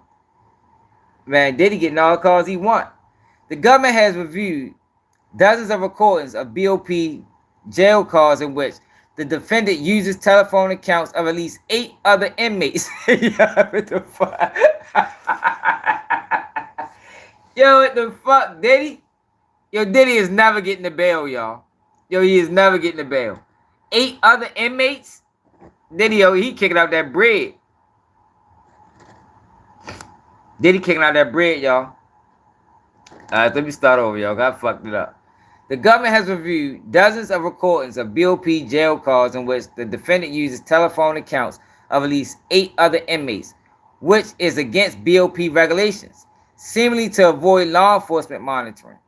The defendant uses other inmates' PAC numbers to make phone calls to both individuals on the defendant's approved contact list, as well as other individuals who are not approved on the contact list. To obtain and maintain access to other inmates' PAC numbers, the defendant directs others to pay the inmates, including through payment processing apps and BOP commissary accounts. Man, Diddy over there keeping them boys fed. The defendant know this is against BOP regulations. At the outset of each telephone call, the inmate is prompted to enter his PAC number. Hold up, did we miss something?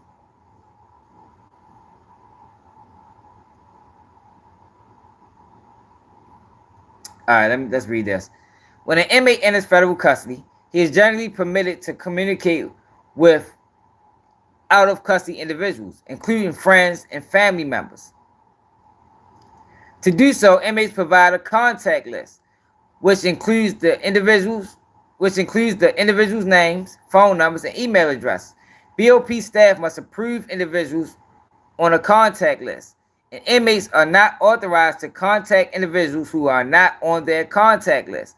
Additionally, telephone calls and emails to non-attorneys are monitored by BOP to ensure that the messages do not jeopardize the public or the safety, security, or orderly operation of the facility. When inmates make telephone calls, they are required to use a PAC number or phone access code that is connected to their unique BOP registration number. So the PAC number, the phone access code, is connected to your jail number, your ID number. Like my shit was 341521 or something like that.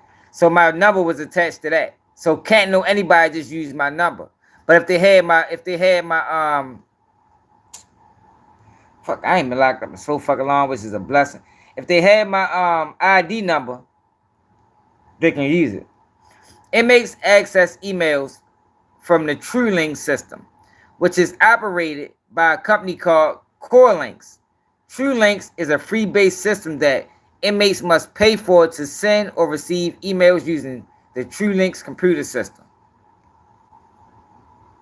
That we talking about Diddy, T-Mac. Diddy wild as a motherfucker. Man, he ain't getting extorted. Diddy doing this willingly. Diddy playing the game smart. He ain't getting extorted. I said from the beginning, this is what you're going to have to do. If you want to stay safe in there, better pay your way. He got it. He paying his way. I just read an Instagram post where a girl say Diddy got 10 people following him at all times. Diddy is moving around like a mob boss. All right, so let's go back to the last sentence.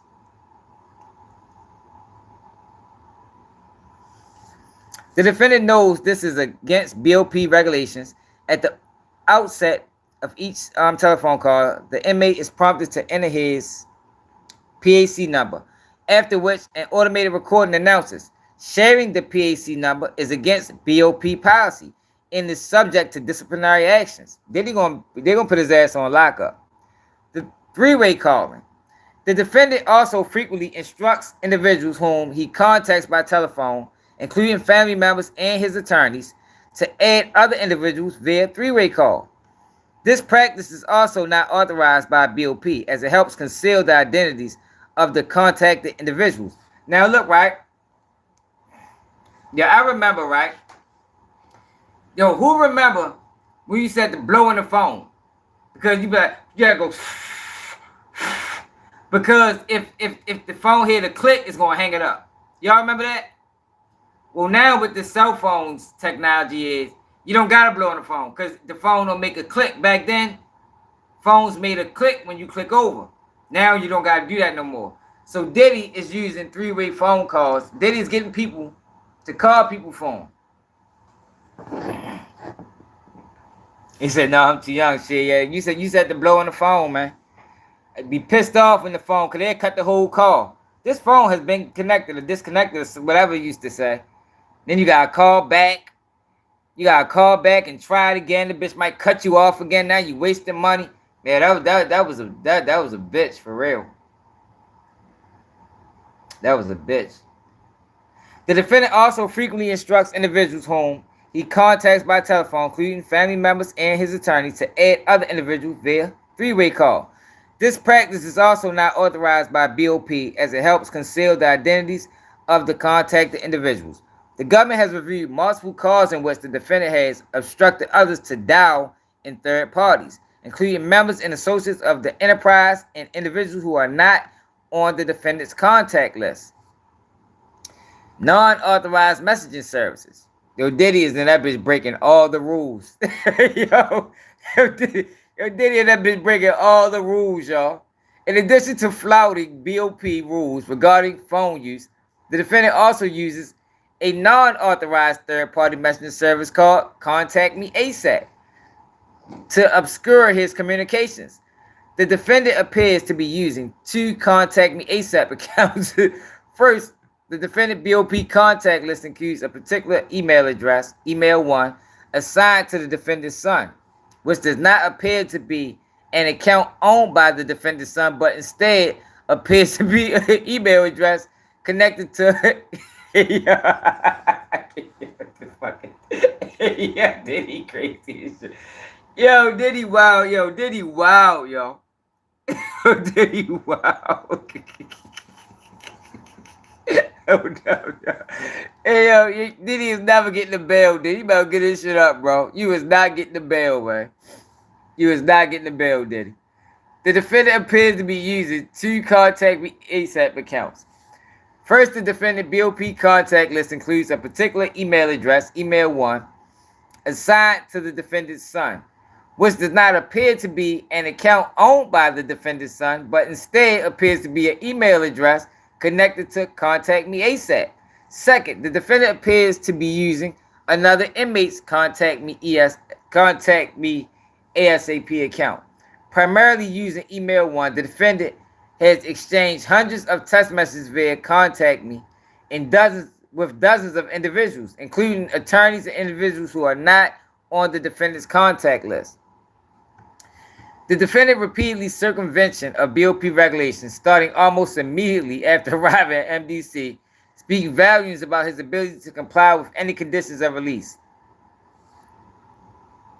All right, so according to the Contact Me ASAP website, the service purports to be an innovative text messaging service for federal inmates to communicate with loved ones via real-time text messages, and claims to offer seamless SMS conversions. Contact Me ASAP provides an email address for the inmate, which is then put on the inmate's TrueLinks computer, and from there, the inmate can immediately use the service to text contacts. All right, let me go back to the last sentence. Speaks volumes about his ability to comply with any conditions of release. Even more concerning, however, is the defendant's use of these unauthorized methods of communication to continuous efforts to obstruct and subvert his criminal proceedings. The defendant's intentions are reflected in his own words on BOP calls with a network of family members and associates whom the defendant has tasked with executing his will. On multiple calls, often using the PAC numbers of other inmates, the defendant is explicit about his intention to use public statements to alter public perception. In blank, the defendant leaves no doubt that the narrative he wants to blank is the potential jury pool perception of his criminal proceedings. All right, the defendant leaves no doubt that the narratives he wants to blank is the potential jury pool's perception of his criminal proceedings. So Diddy's trying to tank the jury pool, y'all. But my thing is, yo, Nightbot, yo, why I can't stop Nightbot, yo? Nightbot need to be stopped. Fucking, yeah, yo, you can't put emojis, man, in the chat, yo. Nightbot on bullshit. Yo, if y'all want to support the platform, yo, Cash App Baltimore Swag, support the movement, yo. We reading all the paperwork. That way we got all information. We not paraphrasing. We ain't doing none of that. Yeah, that is crazy. The defendant leaves no doubt that the narrative he wants to blank is the potential jury. See, but that's the thing though, y'all. The feds are taking the jury pool as well. Like, they leaked the fucking tape. They leaked Homeland Security or the feds, whoever had that tape, leaked the tape. Why'd you leak the tape? So this is what I don't like about it. The feds, all Diddy doing is trying to fight back. That's all he doing. Oh, well, with this, all the other shit, Diddy just was geeking. But with this, with his campaign he tried to push on social media through family and friends, is he just trying to fight back against what the feds are doing? The feds playing dirty. They fucking leaked the goddamn tape, had the whole world see it. Like it's not gonna be a jury in the world. It's not gonna be a juror in the world who didn't see that tape, or if they didn't see the tape, they heard the lawsuits.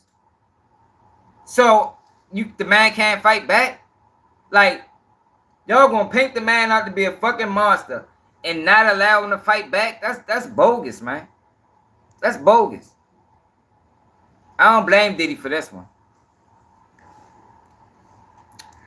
Examples of these efforts are plentiful. I said he plentiful. God damn. How many times you try that shit, Diddy?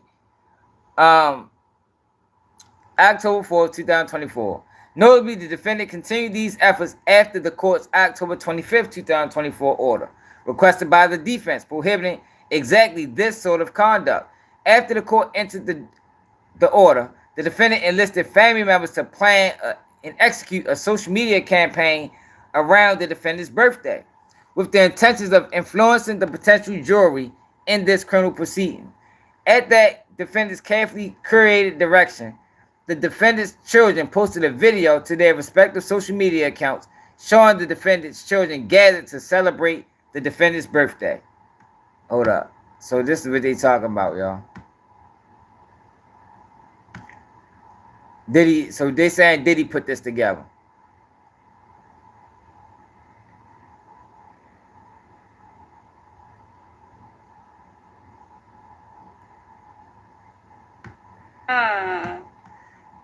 Yo, make sure y'all follow me on Instagram, yo. Keep it G News.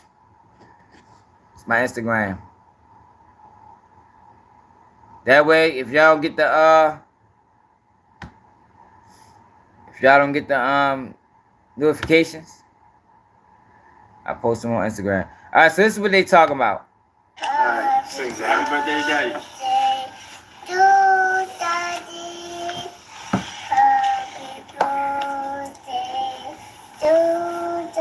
Yeah, we beat Cash. They leaked that. Keep going. Happy birthday to Daddy. Keep going, Go. Happy birthday to Daddy. Yay!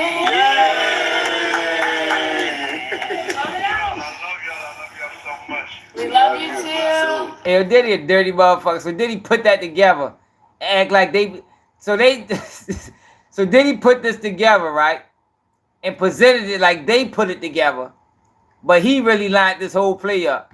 I can't wait to see y'all. Yeah. Can't wait to see y'all. And I just want to say I'm proud of y'all, especially the girls. I mean, all of y'all, man. Just for being strong. Thank y'all for being strong, and thank y'all for being by my side and supporting me. I love y'all. I got the best family in the world. My birthday, I'm happy. Thank you, y'all, giving me this call. Thank you very much. I love y'all. We love you more too. Can't wait to see you in a couple of days. I'll see y'all in a couple of days. What you say? I love you, Daddy. I love you too, baby. Yo, Pops. Hi, we're right here. Chance right here on the phone too. Pops, love eating all your cake, so you're not gonna have none left. She's literally digging her face in it. We're gonna have to buy you a new one. Yo, she's face down in the cake right now. Say hey, Chance. Be happy birthday to We Mommy. love you. Chance is right here too if you get it. On the phone. One more time. Hey, Chance. Happy birthday. Thank you, baby. I love you. Love you too. Miss you. See you soon. Okay. I don't know, bro. Sing happy birthday, Daddy. I don't know who baby that is. To Daddy. Happy birthday to Daddy. It might be. Keep going. Happy birthday To Daddy. Keep going, Go. man. Happy birthday to Daddy.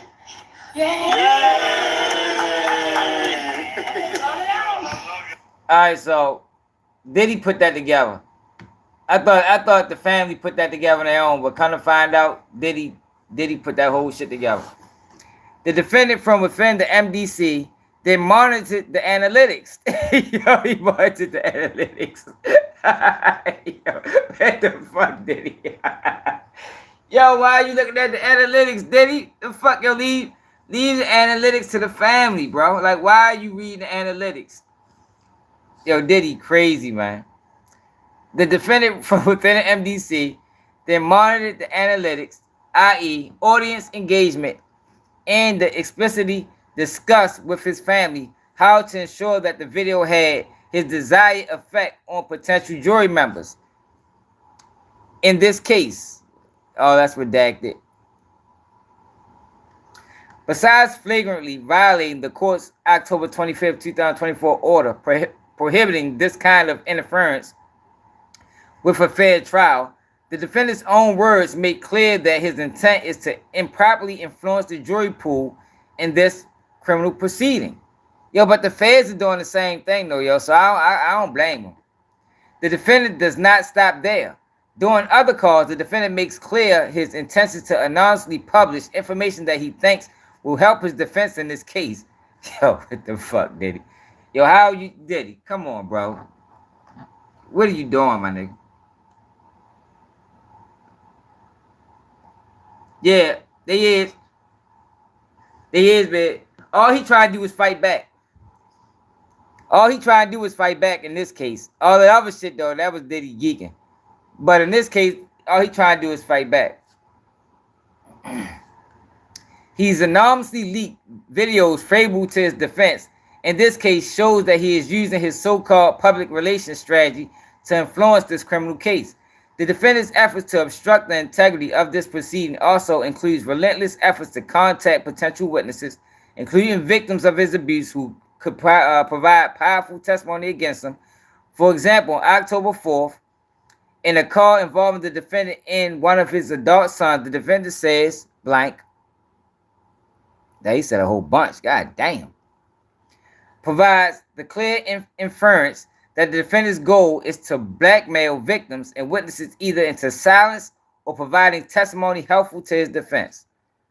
In addition to failing to meaningfully contend with the ongoing risk of obstruction the defendant poses, he also spends no time addressing the significant acts of physical violence that the government highlighted at the initial hearing, which led Judge Carter to conclude that the defendant is a danger to the safety of others in the community more generally by clear and convincing evidence. Indeed, as the record before the court makes clear, the defendant's long history of violence demonstrates his dangerousness. Moreover, contrary to the defendant's claim that the evidence is thin, so he must have said that on the phone, evidence supporting the defendant's long history of abuse, including witness testimony, communications, photos and videos, police reports, and other material, demonstrates the strength of the government's case against the defendant, a fact considered by the court under the U.S. rule. As charged in this indictment, the defendant has engaged in physical, sexual, and emotional abuse of his romantic partners for years.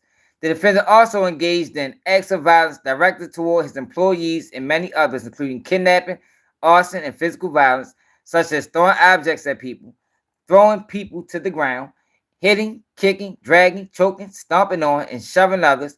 Multiple witnesses, including the defendant's employees and others, observed or experienced the defendant's violence firsthand. The defendant's acts of violence show there is no condition or combination of conditions that will adequately safeguard others and the community. The danger, I think, is quite serious. There have been weapons around. There has been significant violence. And I also think it's significant that there has, I think, been a proffer of significant evidence of coercion of witnesses. I also find that the government has proven that the defendant is a danger to the safety of others and the community more generally by clear and convincing evidence. While far from the only example, the video on March 2016 incident at the Intercontinental Hotel discussed at length in both previous hearings puts the defendant dangerousness on full display. See, that's why they leaked that video, y'all. They leaked that video for this specific reason. Because if they didn't leak that, if that video wasn't leaked, they wouldn't be able to talk about it as much. Like they basically using that video to hold Diddy hostage. That was the whole point of them leaking it, to hold him hostage. Real strategic. And y'all remember, yo, we called it out day one.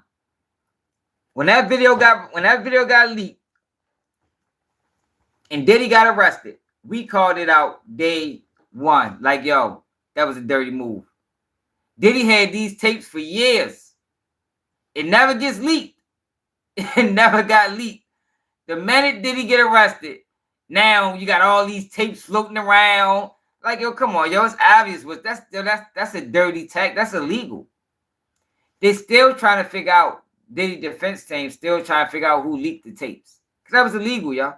That was a dirty tactic, and it was illegal. Now he trying to fight back, and they trying to tie his arms behind his back. All the defense counsel conceded that the incident was relevant to Judge Carter's determination of dangerousness.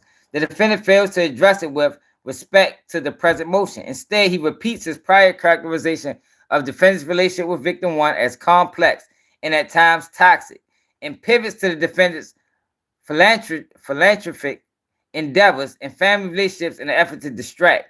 But the defendant's personal relationship with the charity work does not neutralize or ease the video evidence showing the defendant punching a female victim, dragging her, throwing a vase at her, and kicking her. In sum, the defendant cannot walk away from the clear record in this case. His inability to explain away his long history of violence, including the March 2016 incident captured on film, is a fatal blow to his application for release. The defendant's extensive history of violence makes him a danger to those around him, and the safety of the community cannot be ensured short of his continued detention. Noting that he willingly strike a loved one offers probative evidence of tendency to violence and dangerous towards others. The defendant has not rebuted the presumption that there are no conditions to assure his future appearance, given the fact that the defendant faces a mandatory minimum sentence of 15 years imprisonment and the statutory maximum sentence of life imprisonment. Noting that substantial sentences defendant may face weighed in favor of finding the defendant was a flight risk. All right, so that's more case law. All right. It says the defendant new proposal bail package is insufficient. In the face of the significant evidence that the defendant poses a risk of obstruction, a danger to the community, and a risk of non-appearance, the defendant proposed updated bail package is woefully insufficient. As discussed, the defendant has shown repeatedly, even while in custody, that he will frequently and repeatedly flout rules in order to improperly impact the outcome of this case.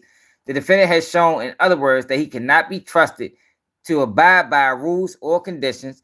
While proposed conditions suggest the defendant will have no access to telephones or the internet except for calls with counsel, this is insufficient to ensure that the defendant will cease engaging in unauthorized or inappropriate communication through third parties. The defendant is already doing just that against BOP regulations. If the defendant cannot abide by the rules in a highly restrictive setting at MDC, there is no reason he should be trusted to abide by the court's conditions in a less restrictive setting. Furthermore, the defendant proposes to restrict visits to select family members is also insufficient. Since being in custody, the defendant has deployed family members to carry out obstructive conduct on his behalf. As evidence in jail calls, the defendant asked family members to reach out to potential victims and witnesses, create narratives to influence the jury pool, and pursue marketing strategies to sway public opinion. The defendant's emphasis on 24/7 private security is also problematic. The defendant has demonstrated an uncanny ability to get others to do his bidding, employees, family members, and MDC inmates alike. Yes, the girl said, man, he got inmates running with him. There is no reason to believe that private security personnel will be immune. The Bail Reform Act does not permit a two-tiered bail system in which defendants of lesser means are detained pending trial, while wealthy defendants are released to self-funded private jails. That's a goddamn lie. It just ain't working for Diddy. it's definitely a two-tier bail system. I don't know what the fuck they talking about. The court is troubled by the possibility of allowing wealthy defendants to buy their way out by constructing it. Hold up. This court is troubled by the possibility of allowing wealthy defendants to buy their way out by constructing a private jail. At any rate, the defendant's private jail proposal, at best, elaborately replicate a detention facility without the confidence of security such as facility installs. What? So I guess in his bail package, he suggested going to a private jail. Moreover, the Second Circuit Court has expressly described attempts like the defendant to pay his way out of detention. The defendant updated proposal simply does not alleviate the risk of danger, obstruction, and flight, particularly in the light of the defendant's inability to comply with BOP regulations and his efforts to engage in obstructive conduct even while subject to monitoring at MDC. Conclusion. For these reasons said above, the defendant's renewed motion of bail should be denied. Dated November 15, 2024. Yo, what y'all think? Yo, is Diddy getting the bail? He right, Ange. He should have done all this before he got locked. But some of the things he did do before he got locked up. But the problem is he didn't do it before. He said no. The problem is he didn't do it before they was already witnesses in the grand jury. Yeah, he is. He is trying to go to like a little jail, one of them little rich people jails. It's fucked up, man, because Diddy ain't getting no bail. Yeah, Diddy ain't getting no bail, man. Not after all of that. You fucked the bail up, bro. Fuck that money up, slick. Like, there's no way, yo. You already contacting witnesses. You motherfucking designing social media campaigns to clear your name. Like, yo, he doing so much shit that there's no way to give him a bail. They can't trust him. Because he ain't ready to stop. Like, he got money. He's just going to find another way to get his message out there. What he need to do, what his kids should be doing, instead of trying to beat up Ray J, is they need to get together and run their own campaigns without Diddy. Like, we already know what to do. We know what to do. Fall back. But he can't keep telling them what to do. He can't do it. They listening to every phone call. They probably depicting every conversation he have. They watching his social media. His kids are going to have to take over the role of gaining public support for their father. Yeah, hell yeah. Yo, what Diddy should have done was paid everybody off originally. See, this is the thing, y'all. Diddy knew that Cassie was trying to sue him, but he wasn't trying to pay. And then you got the beef with the liquor company. Like, yo, it's just one of them situations, yo, where everything just lined up. You got Cassie on your heels. She want money. You got the beef with the liquor company. They don't like the narrative that you put on them. So it's like, all right, you want to play with us? We know Cassie on your heels. Cause these people, you talking about being our companies, they probably knew all this business. We know Cassie on your heels. So we're gonna reach out to Cassie. Tell Cassie we got her. Do what you're gonna do. He can't touch you. We got your back. Now that empowers Cassie to release her lawsuit to the world. Now Diddy panics, pays the lawsuit. Now he done fell right into Charlotte's web. They got him. We got him now. He admitted guilt, basically. And yeah, they fucked him over. Right, they cooked him. Now Diddy fuck around and do some jail time. I don't think he gonna get life or nothing. But Diddy probably deserves some jail time, man, because Diddy did some fucked up things. My problem is life in prison shouldn't be an option. Not life in prison, yo. Like, god damn, like he ain't killed no motherfucking body. You feel me? Like he don't deserve life in prison, but he probably deserve like a little 7 years or something. You know, get his mind right. I don't like all these lawsuits. You know, we covered almost every lawsuit that came out, and I don't know how many y'all seen, but over here for the people that follow my channel every day, we read all of them, and a lot of them lawsuits sound fugazi. A lot of them, like they sound fugazi, man. You said probably 120 months. How many? What's that? What's that in years, King Hayes? What's that? 10 years? 7 years?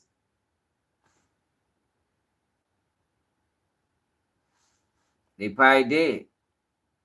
They probably did. You know, they did the same thing with R. Kelly. The feds, you know, they make yeah,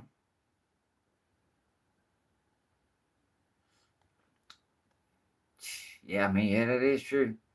Weinstein only got 15, I don't know, in California.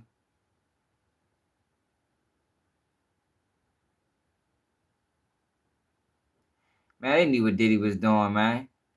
They knew what Diddy was doing. Diddy broke the rules, though. See, that's the thing. That's always been my thing with this Diddy situation.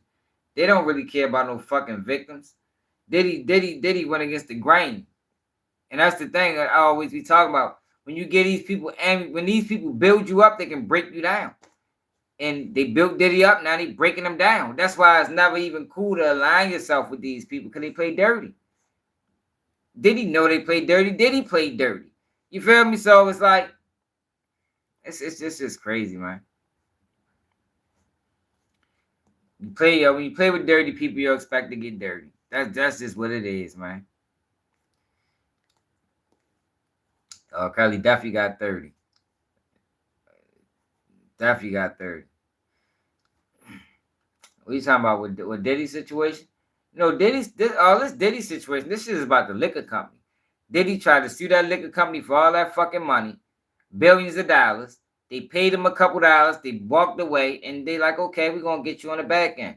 You want to play with us? You know, we never liked the fact that you got money with us anyway. Now you're going to try to sue us? And that's the thing. When you playing that type of game, you can't have a checkered pass. You know, Diddy pass was to check it to play that game with them. You know, you going against a corporation that's backed by other corporations, and you got Bad Boy. Like, yeah, you might be worth $1 billion, but remember when we first we looked it up. That company's worth 53 billion or some shit like that. Like, the revenue of that company is crazy. Then you got BlackRock behind them. It's no way. That was just a bad move, y'all. I think Diddy might be on one of them binges. I think Diddy was on one of them binges when he was getting high, probably for 3 months. And he just was like, man, fuck it. I ain't playing with him. You feel me? Like, he wasn't thinking properly. He was on a 3-month high. And he just was like, man, fuck it. I'm going to teach him a lesson. And they taught his ass a lesson. He taught his ass a lesson. But I don't like the fact that they playing dirty, right? But when he try to fight back, now he playing dirty, and now they using his dirty tactics against them. And it's like, y'all the ones that started playing dirty first. By them leaking that tape, that was horrible. Now, come on, y'all. That was COINTELPRO. That was COINTELPRO tactics, man. The feds said they didn't use COINTELPRO tactics no more. But that's what the fuck they did. You know, like I told y'all with the Martin Luther King, when they were sending Coretta Scott King letters saying that he was unfaithful and he was gay, and that's the same shit the feds doing to Diddy. Releasing information, releasing tapes, releasing information to certain lawyers. Like, they playing a dirty game, yo. All these lawsuits that's coming out, all of this is connected to the investigation. It's all connected. The point of the lawsuits is to damage the jury pool. That's the whole point. Like, y'all remember, for people that have been over here, we've been covering that shit. Why would you announce 120 cases that you haven't filed yet? To this day, Busby only filed about 10 cases. That might be all he filed. But you announced 120 of them. before you filed them. That was a direct attempt to prejudice the jury pool. That was direct. You don't get no more direct than that. And that was just one lawyer. Then you got the Gloria Allred girl. Her lawsuit was fugazi. Like, y'all putting out all these fake, frivolous lawsuits to ruin his public perception. But now he's trying to fight back. And y'all holding his hands behind his back. Say, no, you can't fight. Only we can play like this. That's fucked up. Man, I don't think he got the tapes no more, man. He had leverage when he had the tapes. He don't got the tapes no more. I think everybody been hearing shit about Diddy, man. Said one question as a juror I would like to know is how many freak offs did the victims attend? It's more than... See, this is the thing, Angela. The freak offs, see, and this is another thing that the media is doing. The media is confusing people between the freak offs and the parties. The Diddy parties is where everybody go to. The freak offs is Diddy. That's something that Diddy was doing on his personal time. He did it with his girlfriends. You know, he might have did it with other girls, other guys. But the freak offs and the parties are not the same. That's why people that went to the parties say, man, I ain't never see a freak off. Because the freak offs was something that Diddy did. But they're confusing the people by making it all look like it's one. So it creates a image that, yo, Diddy is a wild motherfucker. He having these gigantic freak off parties, and that's not what he's doing. Did he get a girl? And that's it. That's what he freak off with. You know, we gonna get the motherfucking we gonna order up the motherfucking what's up, homie? We gonna order up the sex workers.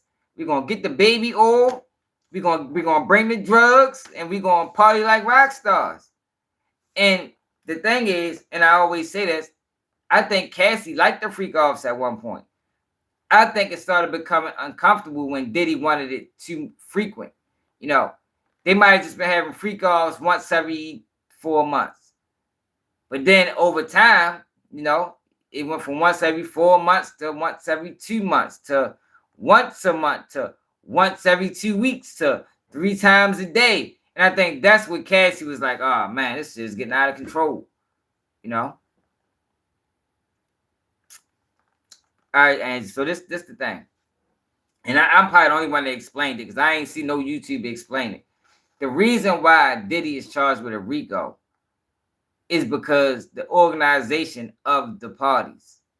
If Diddy parties, if Diddy freak offs wasn't organized, they wouldn't be able to fit him under the RICO statute. Because what a RICO is organized crime. It's everybody moving in concert with one common goal, right? That's what a RICO is. Everybody moving in concert with one another to push whatever cause that they pushing. So in this situation, it's the freak off. So what made it criminal, and that's why I say I think Diddy could have been moving like this, right, without actually knowing that this was RICO type activity. Because I think in his mind he just was on some freaky shit. So the case is real. The case is loose, basically. Like the feds is fitting this under the RICO statute, like real. You know, it can go either way. But the reason why it's a RICO is because the organization of it. So basically, when they had these freak offs, right, it's only one victim. Well, 2 victims now. And they both was girlfriends of his at one time or another. So you got, let's use Cassie's situation. So Cassie will call Cassie will call the sex workers, right? So say Diddy got his manager to book the hotel. Look, man, Cassie ready to have a freak off. I need you to find this hotel. All right, bet. Manager booked the hotel. Cassie finds the motherfucking sex workers. Then you got, say he got his maid. So once his manager booked the hotel, his maid come through with the baby oil. You gotta have the baby oil. She come through with the baby oil and it towels and shit because it gets slippery. You know, it get wild. And freak offs get wild, man. I'm trying to tell you. Baby oil everywhere. People breaking legs and shit. So then you got his bodyguards. His bodyguards come with the drugs. Like, this is the organization of it, which made it organized crime. So you got sex workers coming from state to state, which is illegal. You got somebody bringing drugs, maybe state to state, which is illegal. All this is federal shit. Then you having these wild ass freak offs that last probably days. So they was able to say this is organized crime. Because after the freak offs, now you got the cleanup crew. You got the IV person. You know, because freak offs get intense. You might get dehydrated. You can't wait for water. You talking about sometimes these freak offs will last for days. So it's him and Cassie or him or whoever girl freaking off for days, high off drugs. So after the freak off is done, don't forget it gets slippery in there. You got it now. You call a cleanup crew. They come through. They clean up the baby oil. If it get out of hand, like Diddy beat up Cassie, now you got somebody that pay for the tapes. You know, you got the IV person coming giving the IVs. That's what made it a RICO. That's the only reason they was able to fit under the RICO, because the organization of it. That's it. It's not because he was actually doing, you know, it was organized. If you was to take the organization out of his freak offs, like if they were just some spur of the moment shit that him and Cassie was doing, and he ain't have all these other attributing factors, he ain't have the IV lady come, he ain't have the drug man coming, he ain't have the was the IV lady, he ain't have the cleanup crew afterwards, they wouldn't be able to charge him with a RICO. Yeah, I'm saying that. Yeah, they wouldn't be able to charge him with a RICO like with that. Yeah, I'm saying that, Chris.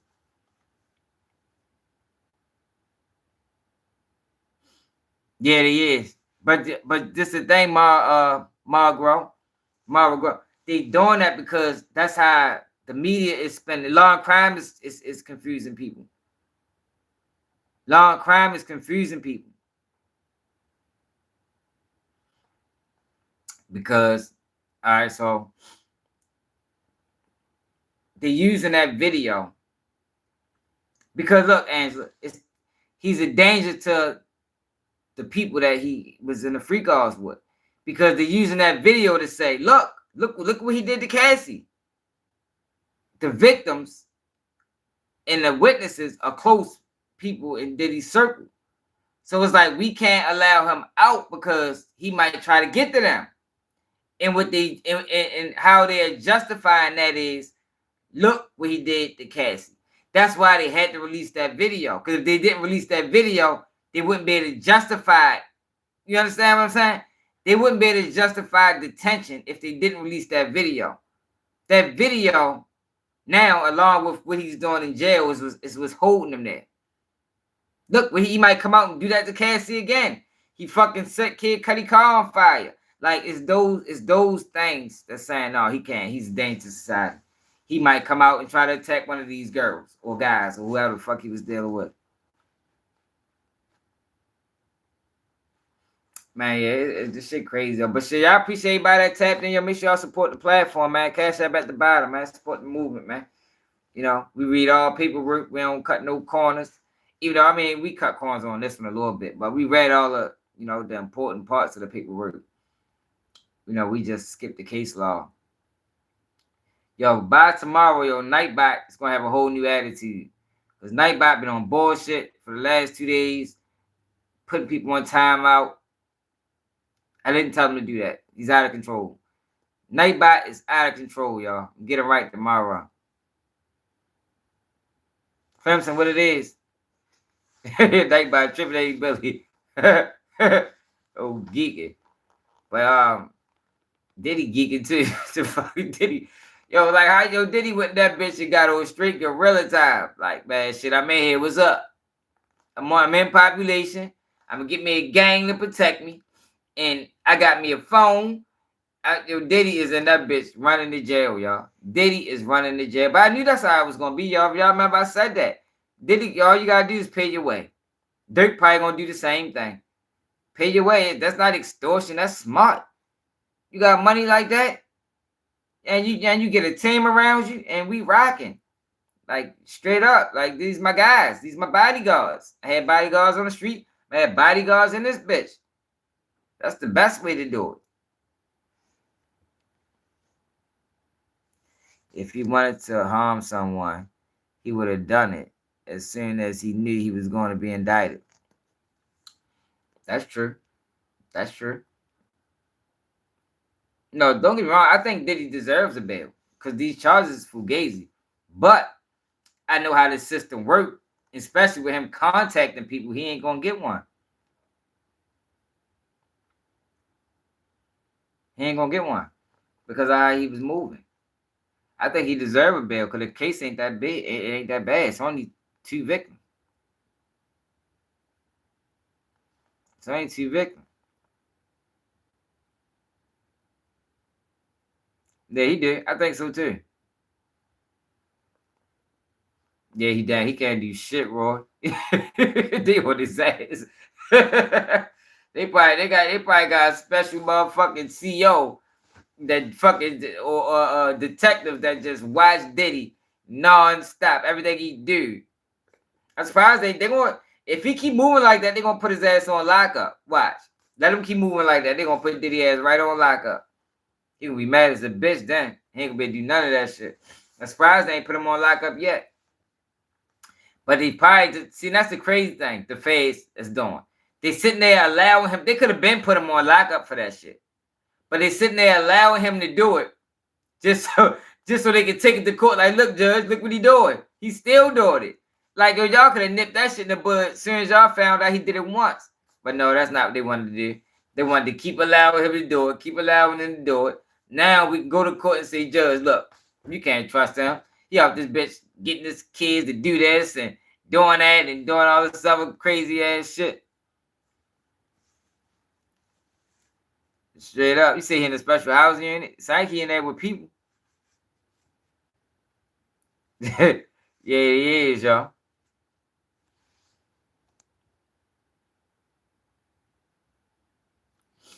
Yeah, for real, Angela. And that's the thing, when people, whenever you say anything like that with Diddy, that's the first thing. Oh, you taking up? Ain't nobody taking up for him. Right is right and wrong is wrong. At the end of the day, yo, Diddy shouldn't be facing no life in prison for this shit. Like, life in prison for being a freak. Because that's basically all he was. He was a freak. Sometimes he might have got aggressive, you know. But we talking about Cassie. He was in a relationship with Cassie. 10 years. Now, whether she was scared or not, you know, who knows? But a 10-year relationship, yo, and y'all using his 10-year relationship in this situation, whatever he had with that girl, to justify life in prison, man, fuck out of here. Life in prison shouldn't be on the table. Man, I don't know. I ain't gonna stop doing none of that shit. I don't let them people trick me into what the fuck to do, how to do it. Yeah, she definitely, I know she was scared. Diddy a powerful motherfucker. That's what I said. I just think it got to a point where I think at one point she liked it. I think at one point she liked it, but he just got too, you know, he got too aggressive with it. He wanted it too much, and I think that's when Cassie was like, man, fuck him. That's my honest opinion. At some point, she had to like it. It probably was fun to her, you know. Probably was fun to her at one point. He older. He got all this money. We having the time of our life. Because it ain't nothing but a rock star lifestyle, yo. That's the crazy thing about it, yo. Like, yo, these people, they don't live the same kind of lifestyles as us. Like, these people live rock star lifestyles. It's drug-fueled sex parties. Like, that's how they operate. You know, they get high. They invite men and women, and they party. They fucking party. We don't live like that. So to us, it's like, man, what the fuck is they doing? But to that world that they in, that's normal. Shit, I'm sure it's probably people way worse than Diddy out that bitch. Way worse. Then that's the thing too. if you read them, like I told y'all earlier, if you read them lawsuits, a lot of them women are sex workers. You can tell they sex workers. So it's like you going lock up the buyer, not the supplier of the sex workers, but you're gonna lock up the buyer and hold the buyer accountable and not the one supplying it. Like that don't make sense to me. How's the supplier getting away? Who in the industry is supplying sex workers to these rappers and these entertainers? And why aren't they ever held accountable? They aren't ever held accountable. So we just gonna make Diddy the face of it. That's bullshit to me.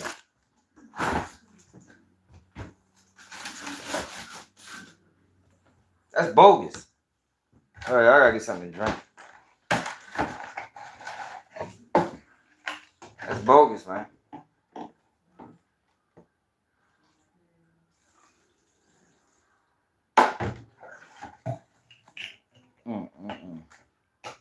Yo, Diddy wild as shit though. I can't believe he's in that bitch moving like that though, man. Like I ain't think. It's like he got straight in there and got straight to work. Like Diddy got straight in there. He probably like, man, look, who running the tail? Who running the tail? He linked it. He linked up with who was running. Like Diddy came in there like he been bitten his whole life for real. Like for him to be moving like that after only a couple months, Diddy came straight in that bitch on some gorilla shit. Man, look, I'm here. What we doing? What we doing? Like, yo, look, I got us. What we doing? And they probably like, all right, Diddy, this is what you're gonna have to do. I got you, and yeah, Diddy came in there. I ain't gonna lie, y'all. I ain't think Diddy was gonna come in there like that. I think Diddy probably was gonna be a little bit reserved, but you gotta remember Diddy from Harlem, man. Them Harlem guys cocky. He came straight in that bitch on his Harlem shit. Man, look, where we at with it? I need this. I need weed. I need everything. With CO's dirty. You know, who willing to pay for play or play for pay. Yeah, man. Yeah, he definitely a talker. But yeah, he came straight in there on some, you know.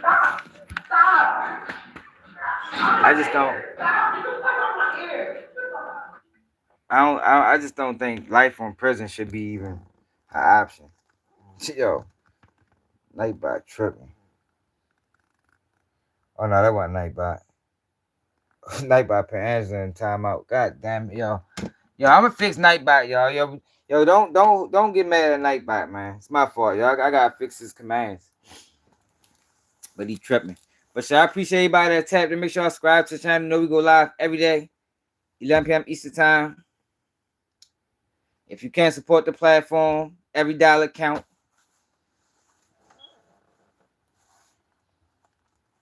Cash App at the bottom. He said, I'm Diddy. You ain't Diddy. Oh, he said, oh. Cash App at the bottom. You got that Howard Trap, you just coming in? You gotta rewind it, bro. I reached out to Chaz, y'all. I reached out to Chaz a while ago. He ain't never hit back. I probably can get him now. You know, Chaz my nephew, little cousin. My whole family from over there. I definitely can get him. No, I can. But I appreciate everybody that tapped in. It's another day of keeping you new. And I'm out.